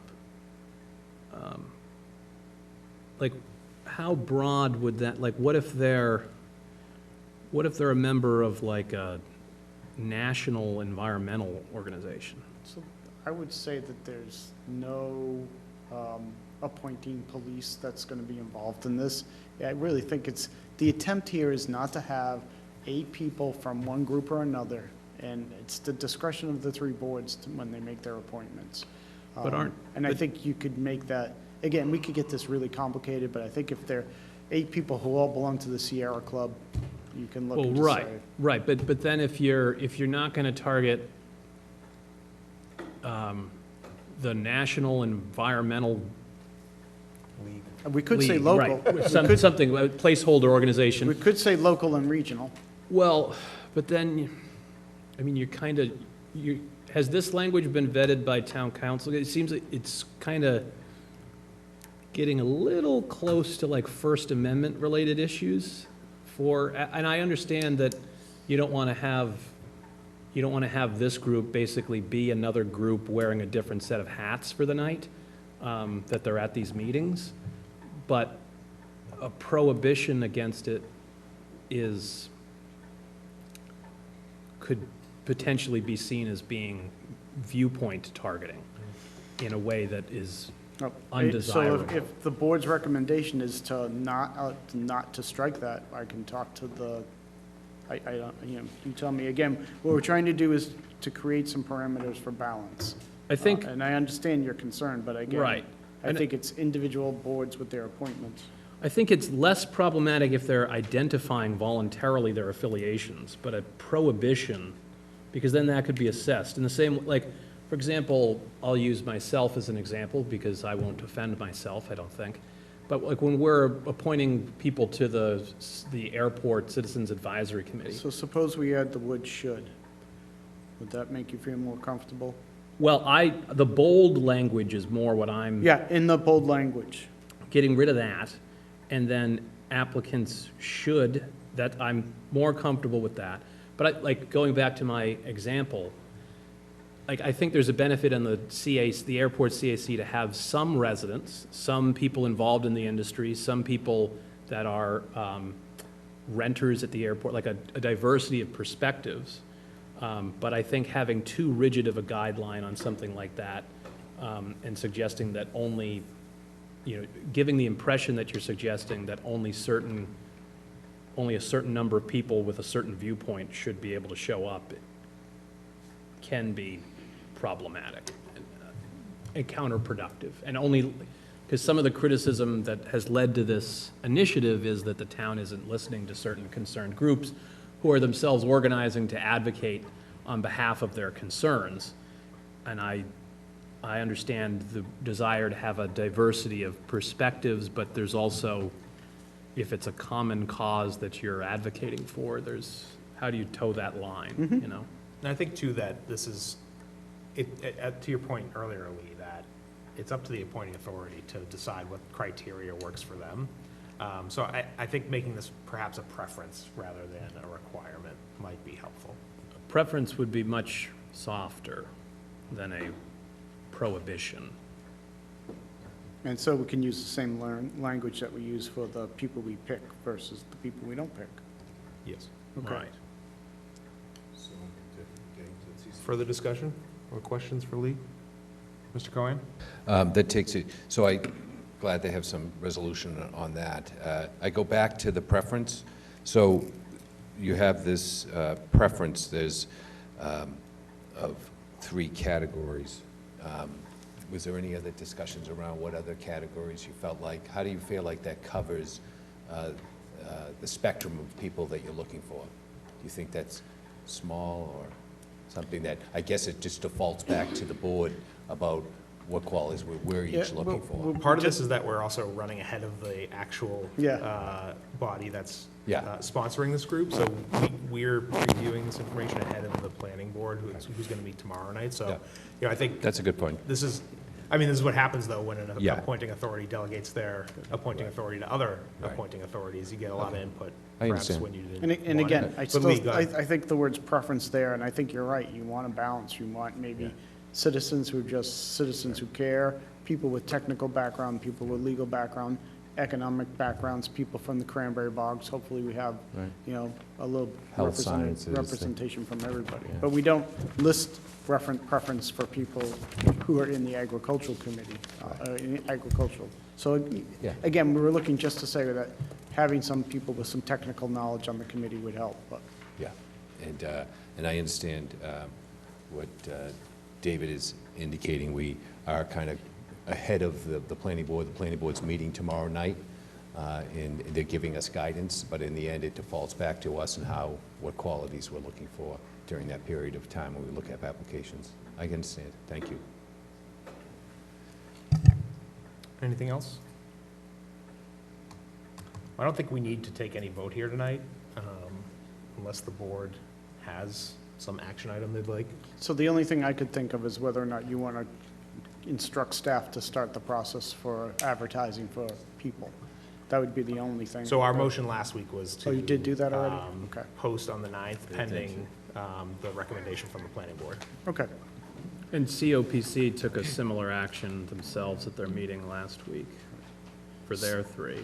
So just to kind of wrap up by consensus, I don't think a vote is needed. We'll work with Kevin on the language about the bulk of the work, and then something about in tandem with the consulting team, and then we'll change the membership with the affiliations to a preference, and add the word disbanded after recommendations on bylaw changes are presented. Unless there's objection? While we're discussing it in open session so that it doesn't lead to any open meeting law issues, does anyone have any, if the sentence were something in the line of what I said, is everyone okay with a version of that sentence? If I could, I think what I would envision is, once we work on that language, we give it to each board, and if for some reason a board member says to the chair, hey, I want to talk about this, then we can always deal with it. I think that would be my suggestion, we do the language. If any individual has an issue, then we could talk about it as a group. Okay. You okay with that? Yeah, just, are we going to be, when we're soliciting the applications, are they going to see this, or what we decide, and then, because that, Yes, yes. because that's, we wouldn't have an opportunity to bring it before us again before their applications go live. That's my only, I understand what you're saying. Well, you can delay putting the applications out too until we do that. It's up to you. It wasn't bad of a deal. I think as long as we're in the ballpark of what we discussed, if no one has an objection to being in that ballpark, I'm comfortable with it. I want to give people an opportunity to express themselves before that deadline. I'm really not like a language guy, so common sense would say, when you have applicants, you look on Facebook, you look on these groups, I think it's very easy to find out who's in what, if that's what your objective is. No, this is But at the end of the day, every board is going to vote on each member, and that's the final, let's not, dig in so much in the beginning. Yeah. Well, this is about the working with the consultant sentence, not the membership in an organization. I don't think But I any, still will, Okay, I just wanted to. I just think we're trying to dot all the i's and the t's, and we have time. Ms. Iaquinto? Yeah, I'm very comfortable directionally with the way the language is headed, so I'm good with it. Yeah. Okay. But just, so Kevin will work with staff before the planning board And meeting. the chair, and Steve Bolt, and the chair. Steve, prior to the planning board meeting, to give him some indication of how we feel about the only one member per organization sentence. We would talk about it, I can do that too if you'd like, but Yeah, we would, I think we've decided that, and again, Yep. unless the planning board objects, my Yep. recommendation tomorrow night to the planning board is that it says preference. Okay. And I'll change that language for them before the Okay. meeting, that will say preference. I think the only thing that needs to be discussed, unless the board disagrees, the planning board disagrees Yep. with the word preference or with bylaw changes. Those are pretty clear. Okay. The only thing I think we have to focus on is that language about in tandem with the consultant and bulk of work. Right, Okay. the second sentence of status, that's I what think I, those others, So I'll just make those Kevin will changes work on that. and recommend them to the planning board. And, you know, I do default back to the preferences shall be given. I do think that we should try to, we have 3 little sentences. I think we should add a 4th sentence, which references, you know, a public health or climate science or hydrology, something of that nature, because it doesn't seem as if, you know, I know you indicated that you thought that they would revisit that at their meeting, but I'd So like you to, named a several. balance. And we could put a whole list together. Not a if you whole list. want. I'm Well, just like, you have named 3 about sentences 4. there. I was thinking a 3rd sentence that just referenced and see how people feel And about what was it? a climate science, someone with climate science experience, hydrology, and public health. So you mentioned 3. 3. I see that in 1 sentence you have 3. There's the balance. Is there any further, So my only concern Yeah. about that, and the reason why we kind of kept it brief, is now you're going to start to get to a point where you'll have fewer citizens at larges or others, because now you've just created a fairly lengthy list of Then you can always just say, people you then it's just the general citizens at large. I folks, mean, but at the you end know, of the but day, At the end of the day, it's at the your end of the day, discussion. it's up to the appointing Planning board, authority yeah. who they want to appoint. Yeah. So Yeah. I think we can Right. belabor this all day and night. Right. The planning board is going to decide the ultimate language that So, goes on as long as this. there's I But at the keep end of my the eyes day, off it. I if kept they want us drawing to my pick eyes 3, back. we will pick our 3. As And long as so there's does the consensus OPC. from this group that I'm adding a 4th bullet that says climate scientists, public Science. health, hydrology. Someone with climate science, not a scientist, I don't think that we're going to find that. So someone with climate science experience. Hydrology and public health. If Correct. you're- Great. If you're all nodding, Great. then Yeah. we'll add it. Sounds great, Lee. Appreciate it. Thank you. Mr. Quintel? Not so fast, Lee. I just have a couple questions. All right, last time For you my did this own, to me, no, it no, wasn't not to fun. do with this, you don't have to Okay. write Here we anything. go. But this is probably the cart before the horse, whatever. But you know how the town or certain boards charge so much a yard for gravel? Okay. Is that legal? 'Cause I hear, and I'm only asking because sometimes I hear it is, So it sometimes. is not legal. I don't like these questions. It is not legal. However, if you negotiate with a developer okay. or a property, You well, answered no, it. just wait a minute. So just like there are so many things we do for, say, like a traffic light. So if we went to court with Red Brook and we required them to put a traffic light in at Clark Road and Long Pond Road, if we went to court, a judge would tell you, you cannot require those types of off-site improvements. If it's mutually agreed upon, then it's fine, because then there's no reason. So much of what we do when we deal with these projects is, what kind of mitigation are you going to provide? What are you willing to commit to the town for your project to come to the community? So gravel is a good example of one, when they come in and say, you're using our roads, you're going to cause damage to our roads, we would like you to contribute a certain amount of money, and it has to be negotiated. So we've done 10 cents, we've done 15 cents a cubic yard. I think those are low numbers, and again, maybe when the next project, if another project comes in, it's up to the planning board, mainly the zoning board, to try to negotiate a number that is reasonable and mutually accessible. But you can't, we couldn't have a bylaw that said you must give us $2 a yard, because that's considered an exaction, which is illegal in Massachusetts. So, in your negotiations, where does the money go? Whether it's So- 10 cents or Yeah, 15 So cents? we collected, I think, and again, a little, if I. I'm not trying to put you on the Yeah. spot, but I mean, I don't even care how much you collected, but So where let's does it just- go? In the let's just- general fund? Somewhere in the vicinity of over $200,000 we collected from PA Landers for the Hedges Pond Road project. That sits in a separate account, not interest-bearing, because it's Mm-hmm. ours, separate account. We monitor that account to make sure that when somebody comes in and says DPW wants to use the money, that it's being used for the areas that are impacted. So we're kind of the check. So DPW comes in and says, well, you collected this money on Hedges Pond Road, we'd like to use it on Prince Street. And the answer is no, that's not close enough to the impact. So the good example here is that a lot of the design work that's being done for the Herring Pond Road, State Road intersection roundabout, traffic light, whatever improvement we tried to do down there, The money we were collecting for the impact of the PA Landers project on Hedge Road, that's the money we used to start that design work.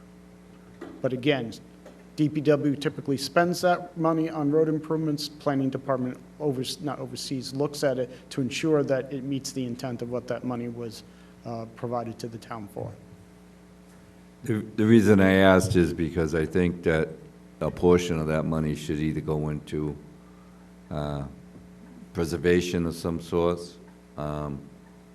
So there's Water. there's a thing in the planning world called rational nexus. There's got to be a rational connection between what you're charging and what you're asking for. Right. So having them give us money for road improvements makes a lot of sense. Having them give us money for a playground or for open space acquisition, that's probably a little more of a reach. And again, I think the direct impact is maintaining and repairing our roads more than it is something else. Okay, so it's something that can be discussed when we get closer to doing the committees, right? Yes, but again. Because I like think- to see it either in water conservation, or, you know, you're extracting sand, and before the report gets here, it should go back into climate resiliency. We just lost a big grant, so, you know, every little bit would help. I'm not, you know, and I know you want to go home, so. No. I'll save it for after, but I had to ask you the question. It's a negotiated process, and it probably Okay, always that's will be. fine. Lee, who determines the nexus? So, really mutually agreed upon. I think it's really hard for me as a staff member to go to a developer and say, I want you to build a playground, why? Because you're building, you know, whatever it is. You know, you're building a medical office and I want you to build a playground. So that's a little different. But if you can tell me, like, certain sewer lines need to be upgraded, certain road or signals need to be improved because there's a direct impact of that project, whatever it happens to be, on certain areas. So it's decided at the time of negotiation? It's not Yes, decided. and ultimately, it's mutually agreed Right. upon and voted by, and it's really, in most cases, if we're talking about gravel, for the most part, it's the zoning board of appeals that would Right. be negotiating that. Okay, so it's already earmarked for specific purposes by the time it gets to your account? Yes, so we would, yes, for whatever kind of gift is coming to the town, and we call it a gift, a negotiated payment, whatever that is, we make clear what was agreed upon and where that money would go. Mr. Now- Cohen's going to give us a Well, ZBA lesson. Just, yeah, that's right. I was on the ZBA for a while, so we spent quite a bit of time in the evenings discussing the truck routes, the number of trucks, the time the trucks would operate, the school buses in the area. It was a way of working with the neighborhood to deal with this activity, and the zoning board would eventually come to an agreement on an amount of money per yard, and then Negotiation. and then they would come up with a truck route. But you do bring up an interesting point about the environmental impact of such an activity. In your word for it was Rational nexus. right. So now. I think he's making a good one. So now, this new is one. this is an excellent example of why we want to hire a consulting team with attorneys. Oh, look at that. Now, this is everything I've heard. Maybe some other attorney has a way to figure out how to do this where the Attorney General will approve it. So this is exactly the type of thing that you hope comes up with the committee, and then an attorney will look at it and say, well, yeah, well, here's a way you actually can do that. I'd like to refocus on the committee at this point. Yeah. Is there anything further I tried to on back the away. committee? All right. Thank you, Mr. Hartman. Okay. We are now entering the public comment section of our meeting. Is there anyone in person from the public who'd like to register a comment with the board? Please introduce yourself. Carol Jankowski, 7 Prince Street. I love the term rational nexus. I'm going to use it at the end of my very brief comments. I am here because I am a proponent of a safe, calm, tranquil neighborhood. I am an opponent to Pulte's proposal to add 163 new families to what is essentially a city block between Prince and Hedge, and then the spillover to Sandry Drive. I also just want you to know that I am not these comments are coming from the result of me attending many meetings, selectmen, North Plymouth Steering, some pre-meetings with Pulte, Zoning Board of Appeals, and the Planning Board. So here I am. What I'm requesting is that the Board of Selectmen compile a very detailed list of why you have opposed this 40B proposal. And then I would suggest that this list is shared with all of the boards and commissions and committees involved. In my experience, recent experience, there seems to have been little coordination. There doesn't seem to be one forceful, unified statement about opposing this. I would also like to suggest, and I've done it myself, so I'm not asking you to do anything that I haven't done. I received the traffic study. It was, I requested it of Mr. Petrie. He forwarded it to me. I read it. I will admit some of it I did not understand. I am not a traffic engineer, but I'm a pretty smart woman. I read through it, and I'm hoping that you all will do the same, because it draws a very illogical conclusion that adding 163 units, families with multiple cars, is not going to have an adverse effect on North Plymouth. Totally illogical. Add 2 teenagers to a family and see what kind of confusion you get moving cars around. North Plymouth's infrastructure was definitely not designed for a gargantuan, multi-building housing development. Our roads, our utilities, our schools just aren't designed for it. And I've just heard off the side, in side little conversations, that our water system coming down Prince Street is in need of repair. Now, I don't know this for a fact. That's secondhand information. What I think would be helpful, at least please consider, forming a coalition of all the boards, all the committees, maybe some residents too, to forcefully, loudly reject the current proposal, and at the same time, because you can do 2 things at once, you've already opposed it, develop a list of specific, achievable, negotiable demands that address the needs, the safety, and the sentiments of the residents. A rational nexus, right? Because right now... Ms. Jankowski, you've exceeded 3 minutes. How much more time do you need? May I have 2 more minutes, sir? Sure. Again, I'm a resident. I'm not involved in all of your negotiations and your planning and your meetings, so I'm sure that there's lots that I don't know. But I will assure you that I am pretty involved in my little neck of the woods. There are people who have no idea that soon, could be soon, they're going to be staring out their backyards at decks and lights and noise pollution.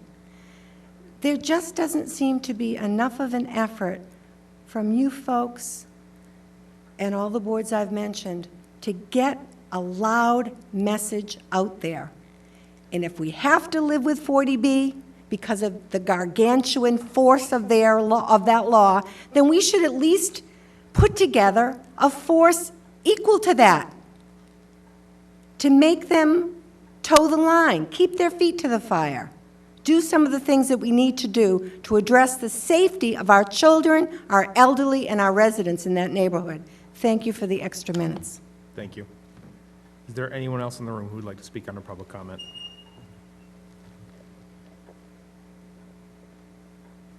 Steve Lyden, Precinct 17. I have good news. they started to install the traffic lights at Long Pond Road and Halfway Pond Road. So hopefully, they started putting the lights in today. Soon the lights will be working. Thank you. Thank you. Is there anyone else in the room?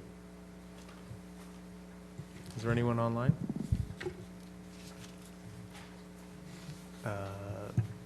iPhone MTNSI, if you could unmute yourself and identify yourself.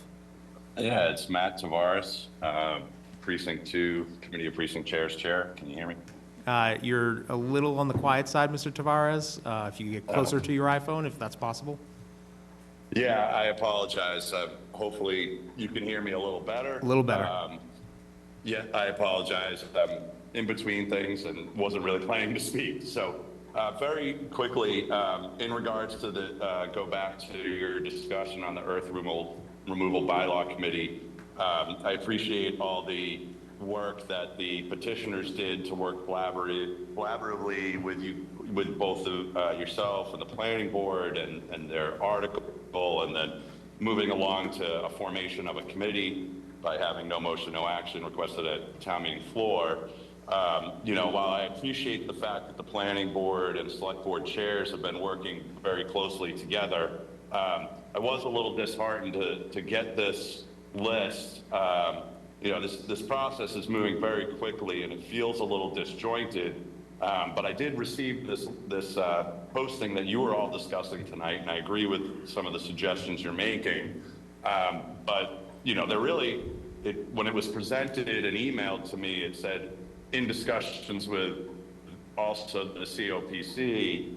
That really didn't happen, and I would absolutely like to let you know that the COPC did move forward, and we were planning on posting this on the 9th, 30 days, and then voting on this November 20, you know, looking for candidates on November 20th.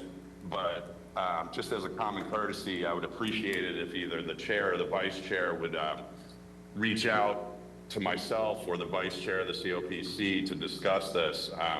It's been a one-off conversation here and there, but nothing to result in what I'm looking at here, and that's a little disheartening. You know, this is about a collaborative effort, and town meeting is already going to be skeptical about, my members will probably be skeptical about the planning board and the select board working so closely without the COPC input when we're given this responsibility. So it's just my 2 cents. Appreciate it. Thank you very much for giving me a couple of minutes. Appreciate it. Thank you, Mr. Tavares. As the sponsoring board, I'll pass that along to the planning board. Is there any other public comment online? All right. We'll move along then to the town manager's report. Just a few items tonight. So first, I just wanted to inform the community that the 5th edition of Plymouth on the Move was released. So right now, you can only find this electronically. So you can go to the town's website. It'll be on our social media platforms. It has gone to print. We plan on having plenty of hard copy magazines ready for town meeting on October 18th. Any remaining copies, as always, will be distributed to the library and to the Center for Active Living.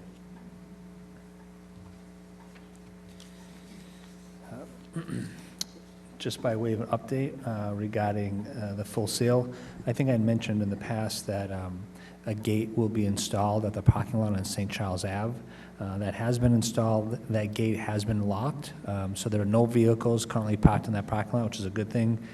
Now that the parking lot is secure for the remainder of the season, we're expecting the DPW to begin the first phase of the improvements to the full sale, which would include starting the drainage. So we're hoping the drainage will start next week. Once the drainage is complete, then we'll be able to move on and add the improvements to the parcel on Taylor Ave. The community health assessment is moving forward and is going extremely well. I wanted to report to the board that we conducted the online survey. The online survey continues to take place.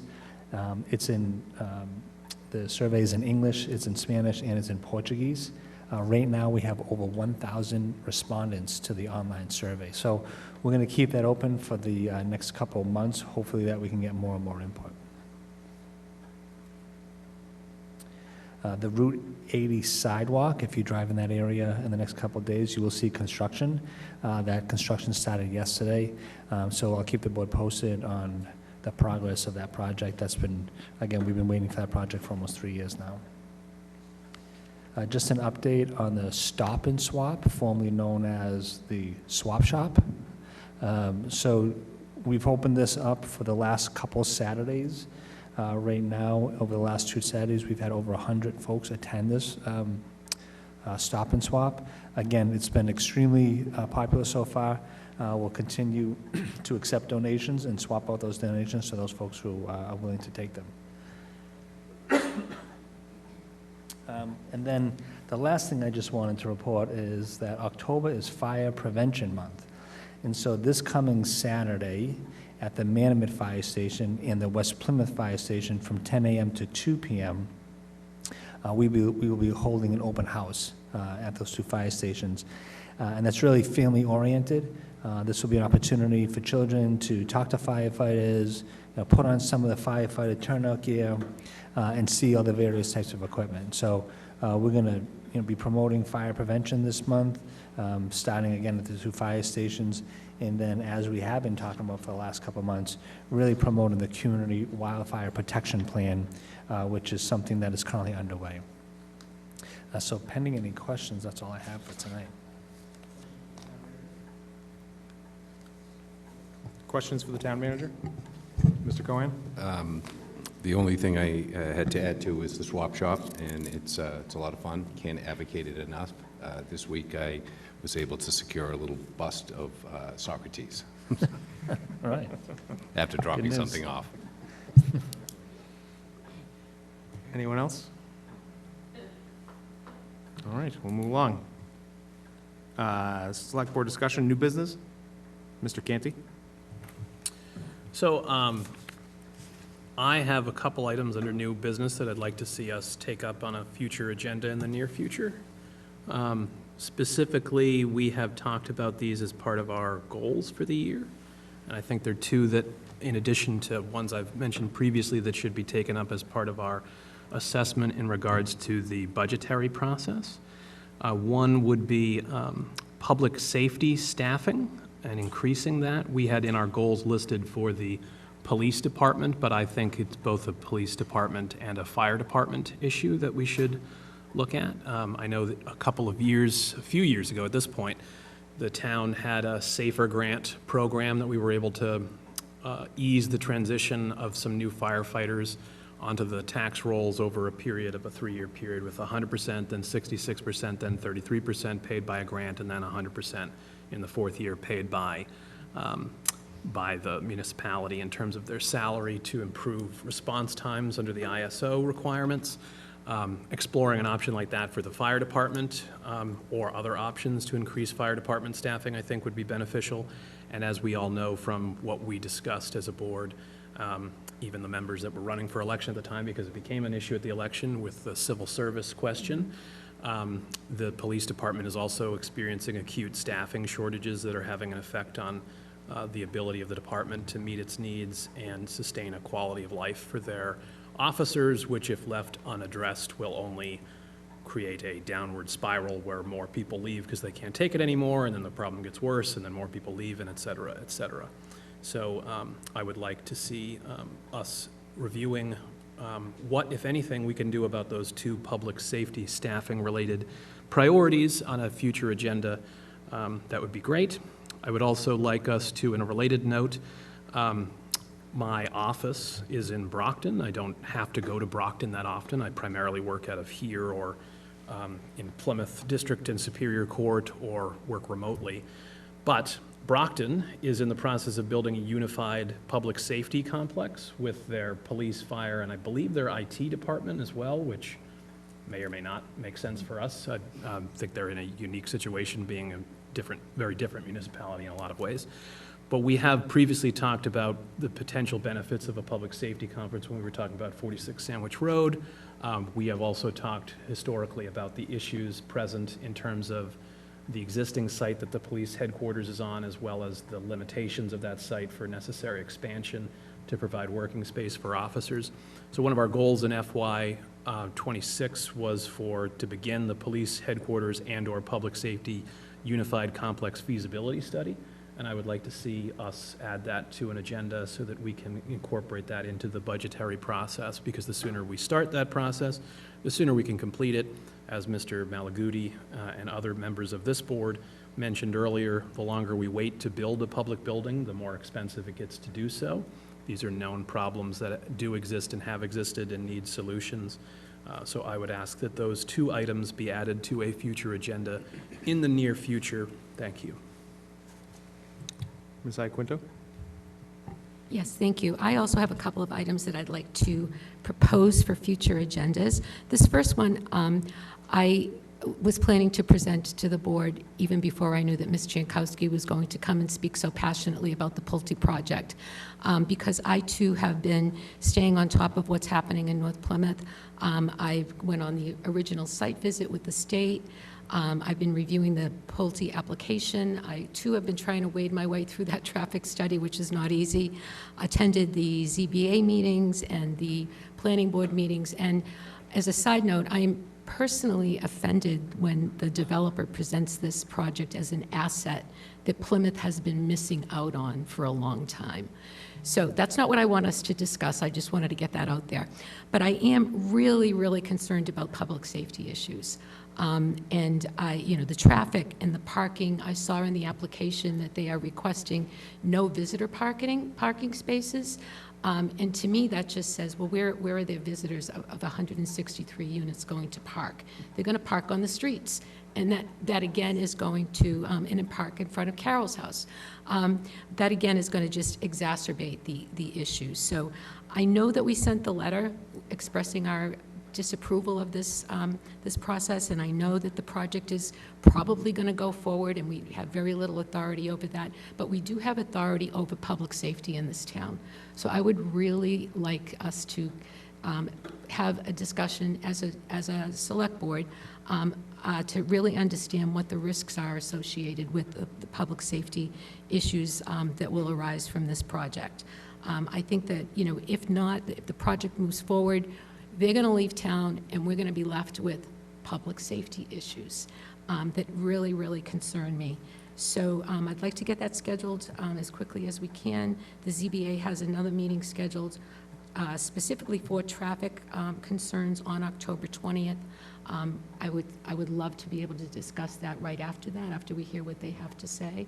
And if as many of us as possible could attend that meeting, I think that would be great too, just to show support to the community and to be able to ask some tough questions of the developers as they present their study.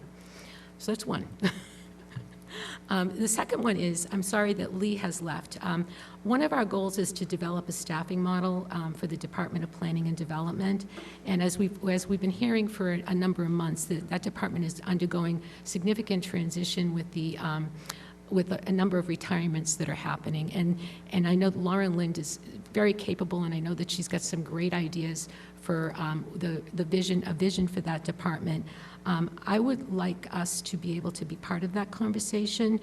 I'm really interested in helping to be sure that the town has the resources and the staffing needed to really fulfill the requirements of a contemporary planning and development department. We have, the master plan is coming to a close. We have a number of very important committees in this town that rely on the planning department for resources and support and staffing to do very important work. Conservation Commission, the Agriculture Commission, Open Space Committee, all depend on, and I'm sure I'm leaving out a number of others. But they're playing, the department could also play a significant role in economic development if we so chose. So I would love for us to have a conversation about the staffing and the vision and the organization of that group. I don't know if that's something that can happen at the joint meeting that we're planning with the planning department, I think in early November, or if it's something that we should do separately. But I would just think we should start that conversation. I'm sure it's been discussed at certain levels, but I think that if we had an opportunity to hear what the plan is and to weigh in on it, just again to make sure that we have the right resources in place to support whatever the future of that department is, would be great. Thank you. Mr. Quinto? Yes, I agree with our colleagues. I brought up public safety complex many times, well before 2 years ago. You know, it's always been a project I'd love to see, so I definitely support that. And now that Mrs. Iaquinto, I got it right. See that? I've been practicing. I met with Deb this week. We had a conversation, and I spoke about the planning department. I know we have a succession plan, and it's nothing to do with anybody that's here or anyone that's taken over, but I think it's time to really look at, you heard Lee talking about understaffing, to look at it and see what kind of staffing we need in that department, because, you know, the planning department is really the same size as it was maybe 20 years ago. I don't know. And the community's growing leaps and bounds, and things don't get done, you know, and I'm not saying they don't, but we really need to, I agree with you 100% that, you know, maybe even add, you know, this is my own little thought, a Department of Business Development and Tourism. You know, we have a lot of changes coming in the planning department. We have Ms. Filson be retiring also. We need to look and see how, I know Plymouth puts in, I think it's almost $500,000 towards See Plymouth, if you will, all the various, you know, maybe it's time to look at that, look at the foundation, look at economic development. Are we promoting ourselves right? What have we seen in the, well, what have I seen in the last 15 years in economic development that's actually been done by, say, the foundation, or, you know, years back, we had economic development in the office here, and then the foundation was created. I'm not going to go into that whole story, but, and I know why, I was there. And so, I mean, I just think at a crucial time right now, we should look at it all and have a good discussion. Maybe nothing will come out of it, but I think if we didn't, we wouldn't be doing ourselves a legitimate favor to the town.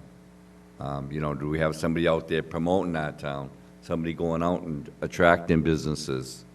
I mean, you know, they say TIFs are illegal or this or that. Well, maybe we have a discount on a sewer hookup. Maybe we have, you know, there's all kinds of things, but, you know, I think it's well worth a docket item and see, and meet Lauren and have her come in and tell us how she's gonna take us forward and what her ideas, because we don't know. I mean, I'm very eager to, you know, I think she can do the job, but I'd like to hear, you know, what her plan and her vision is, because it'll be different, naturally. And Lee, he'll probably be a consultant for the town for the next 10 years anyway, so he thinks he's retiring. What is it, December 5th? And I would like to have a little something for him in the courthouse if management so obliges, and, you know, what we can do. We did it for Matthew, yes. So I'm more than willing to offer my services if needed. If not, I stay plenty busy, trust me. So, thank you. Thank you. Mr. Cohen? No, I'll echo what Select Deb Iaquinto has touched on, and that is the planning department and the future of it. Obviously, we have Lee in his almost 30 years in service to the town in these capacities. So as he makes his way towards his retirement, I have been advocating for, obviously, opportunities to work with Lee to get his impression as he leaves and his advice as he leaves. But the planning department, there's one thing I do know, that over the years, Lee has indicated that it has been trials and tribulations where you're confined by a budget and staffing issues.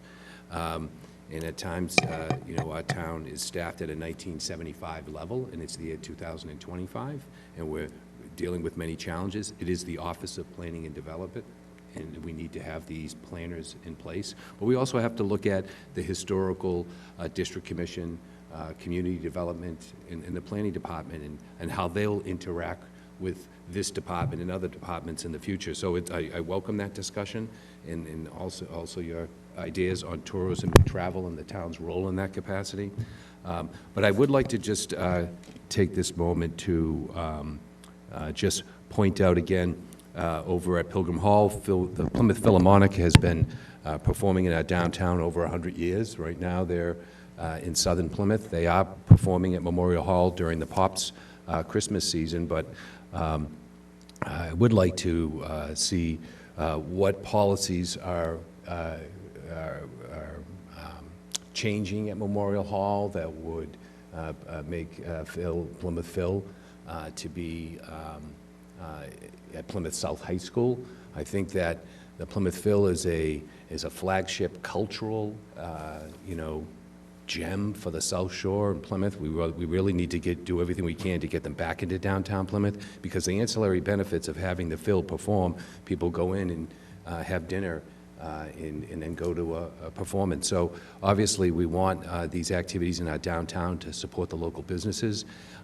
Just this past week, the Commonwealth of Massachusetts Mass Culturals Council was meeting at the Spire Theater. For Plymouth County, there were all these different towns that had received grants for Mass Cultural, and the Phil was one of them. And so obviously it's being showcased by the Commonwealth of Massachusetts and our county in our downtown. And so I'd like to revisit that at some point to find what we could be doing to help them, perform at Memorial Hall. The other thing I wanted to talk about as we get ready for our neighborhood meetings on the road, I did want to have an opportunity to talk about putting on the agenda a discussion of how those agendas would look like in terms of, before we go to the neighborhood, reach out to the steering committee and the town meeting members in that neighborhood to find out what their priorities are, build an agenda off of that, then include in the agenda some sort of action items to follow up. So that would be nice if we could put that at a future agenda for us, and also on the agenda in the near future, if it could be put on there, the discussion amongst ourselves about public comment. We have public comment right now at the end of the evening. I think we should try to make an accommodation in the beginning of the evening, so for people who are wanting to comment on something that might be under consideration on our agenda. We have this agenda, people are looking at it. We don't really hear from people until the end of the night. It might be something to consider so that when residents look at our documentation, I think it's very impressive the town is putting out our agenda online and all the supporting documents, so they're seeing everything we're seeing. So it would be nice in public comment, people could make a comment in advance. And then finally, the one thing I'd like to do is that obviously we have there's going to be some committees that we're going to have to reappoint to because we have some vacancies, obviously the Little Red Schoolhouse. But I have come across this idea of the town has a memorials committee. I'd like to revisit how that memorials committee is appointed. It would be an opportunity to kind of look at how we can expand that appointment process around the memorials committee, because I think that the qualities that you have to have on that board really, are to work with families that are approaching the town, residents and neighbors about memorializing, and I think we should be reaching out to a few people to serve on that committee and how we make up that committee. So it would be nice to have a discussion with the town manager, because currently I believe it's appointed by the town manager. And It's no, us. it's a select board.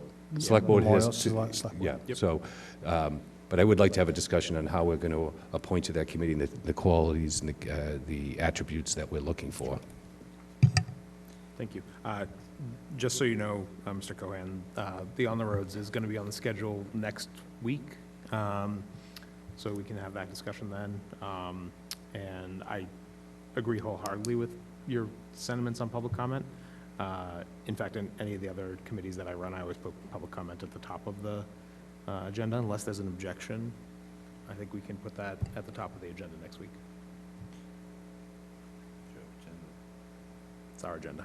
Thank you. All right. If I could Anything just, because I know Mr. Cohen has mentioned a couple of times this issue of the Plymouth Philharmonic, and I did have communication with Mr. Goldberg last week about this, and I'm still trying to unwind it a little bit, but The holiday pops, multiple showings of the holiday pops, Thanksgiving pops, the winter pops, spring pops, all will continue to take place at Memorial Hall. There have been some of the classical concerts, which they say are less popular. As you pointed out, were relocated to Plymouth South. And I would say some of that has to do with the cost. We require security now at all of our shows at Memorial Hall. Plymouth South does not. So I think some of their decision-making to move their less popular, less attended shows to Plymouth South has to do with the cost and the fact that they're not selling as many tickets.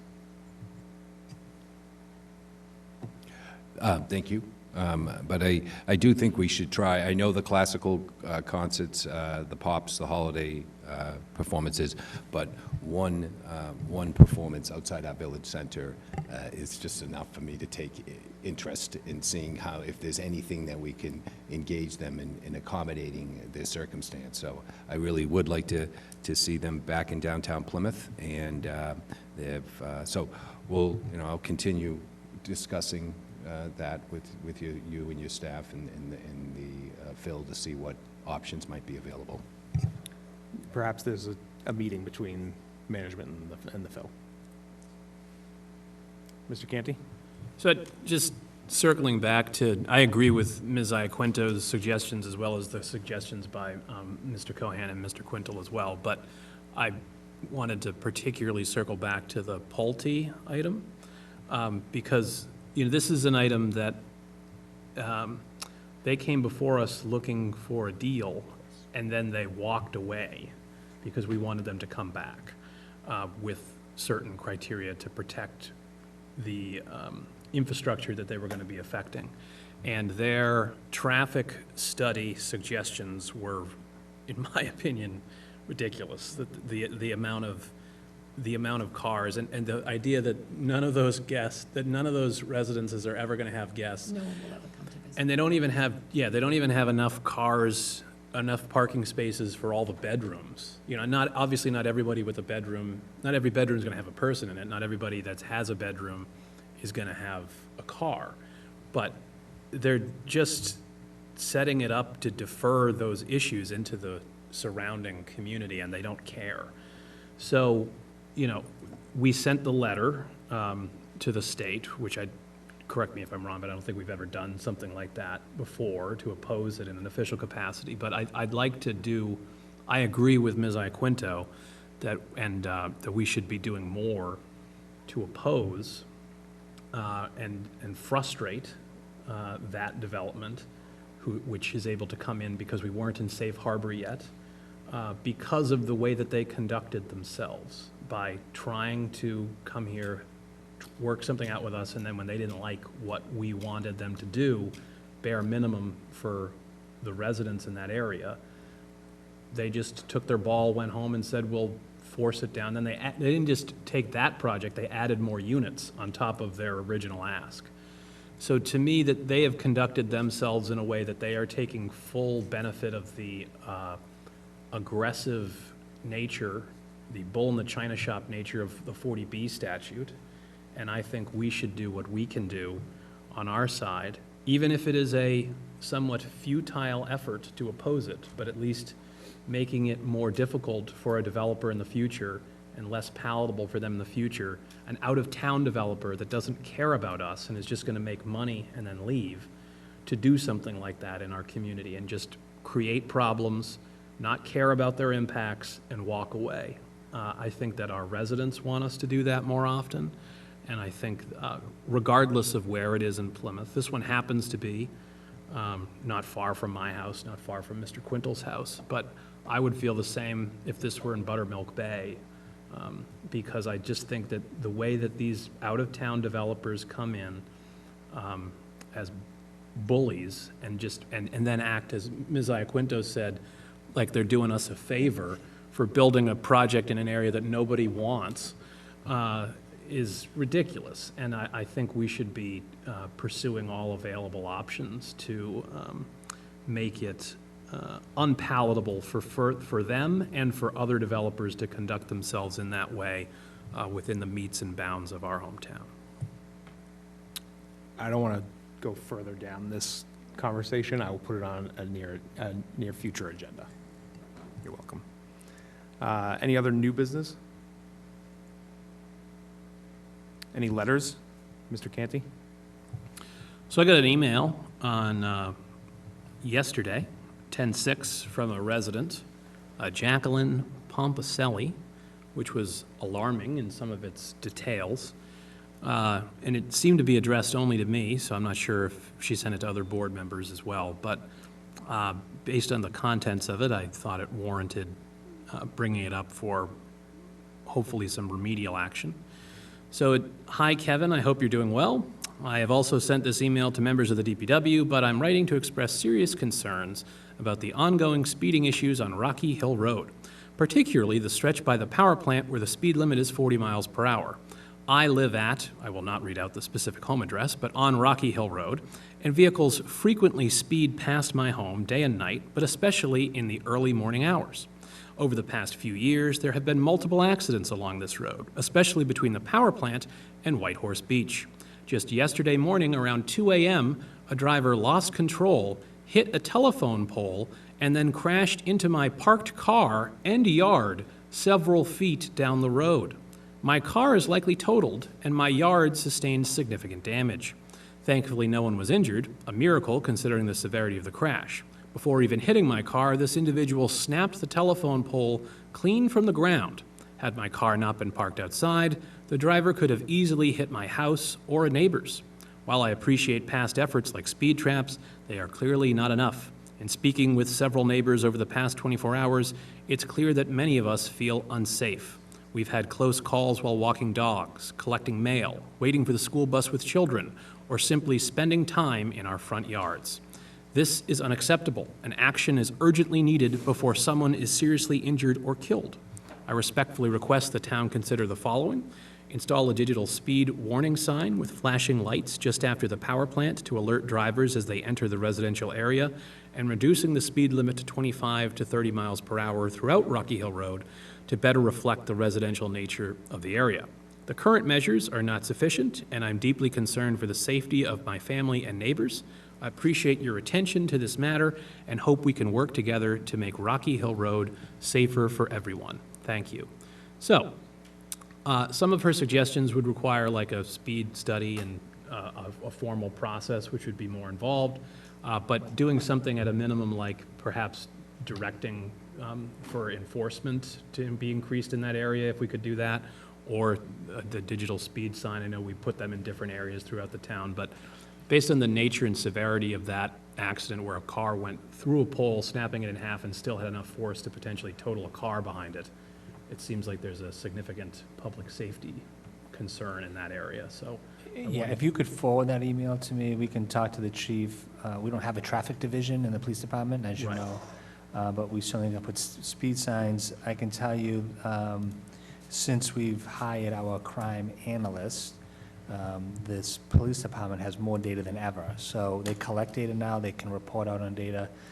In particular, they enjoy going to precinct meetings to report out on traffic data. So we'll certainly take a look at that, and as soon as data becomes available, we can report back.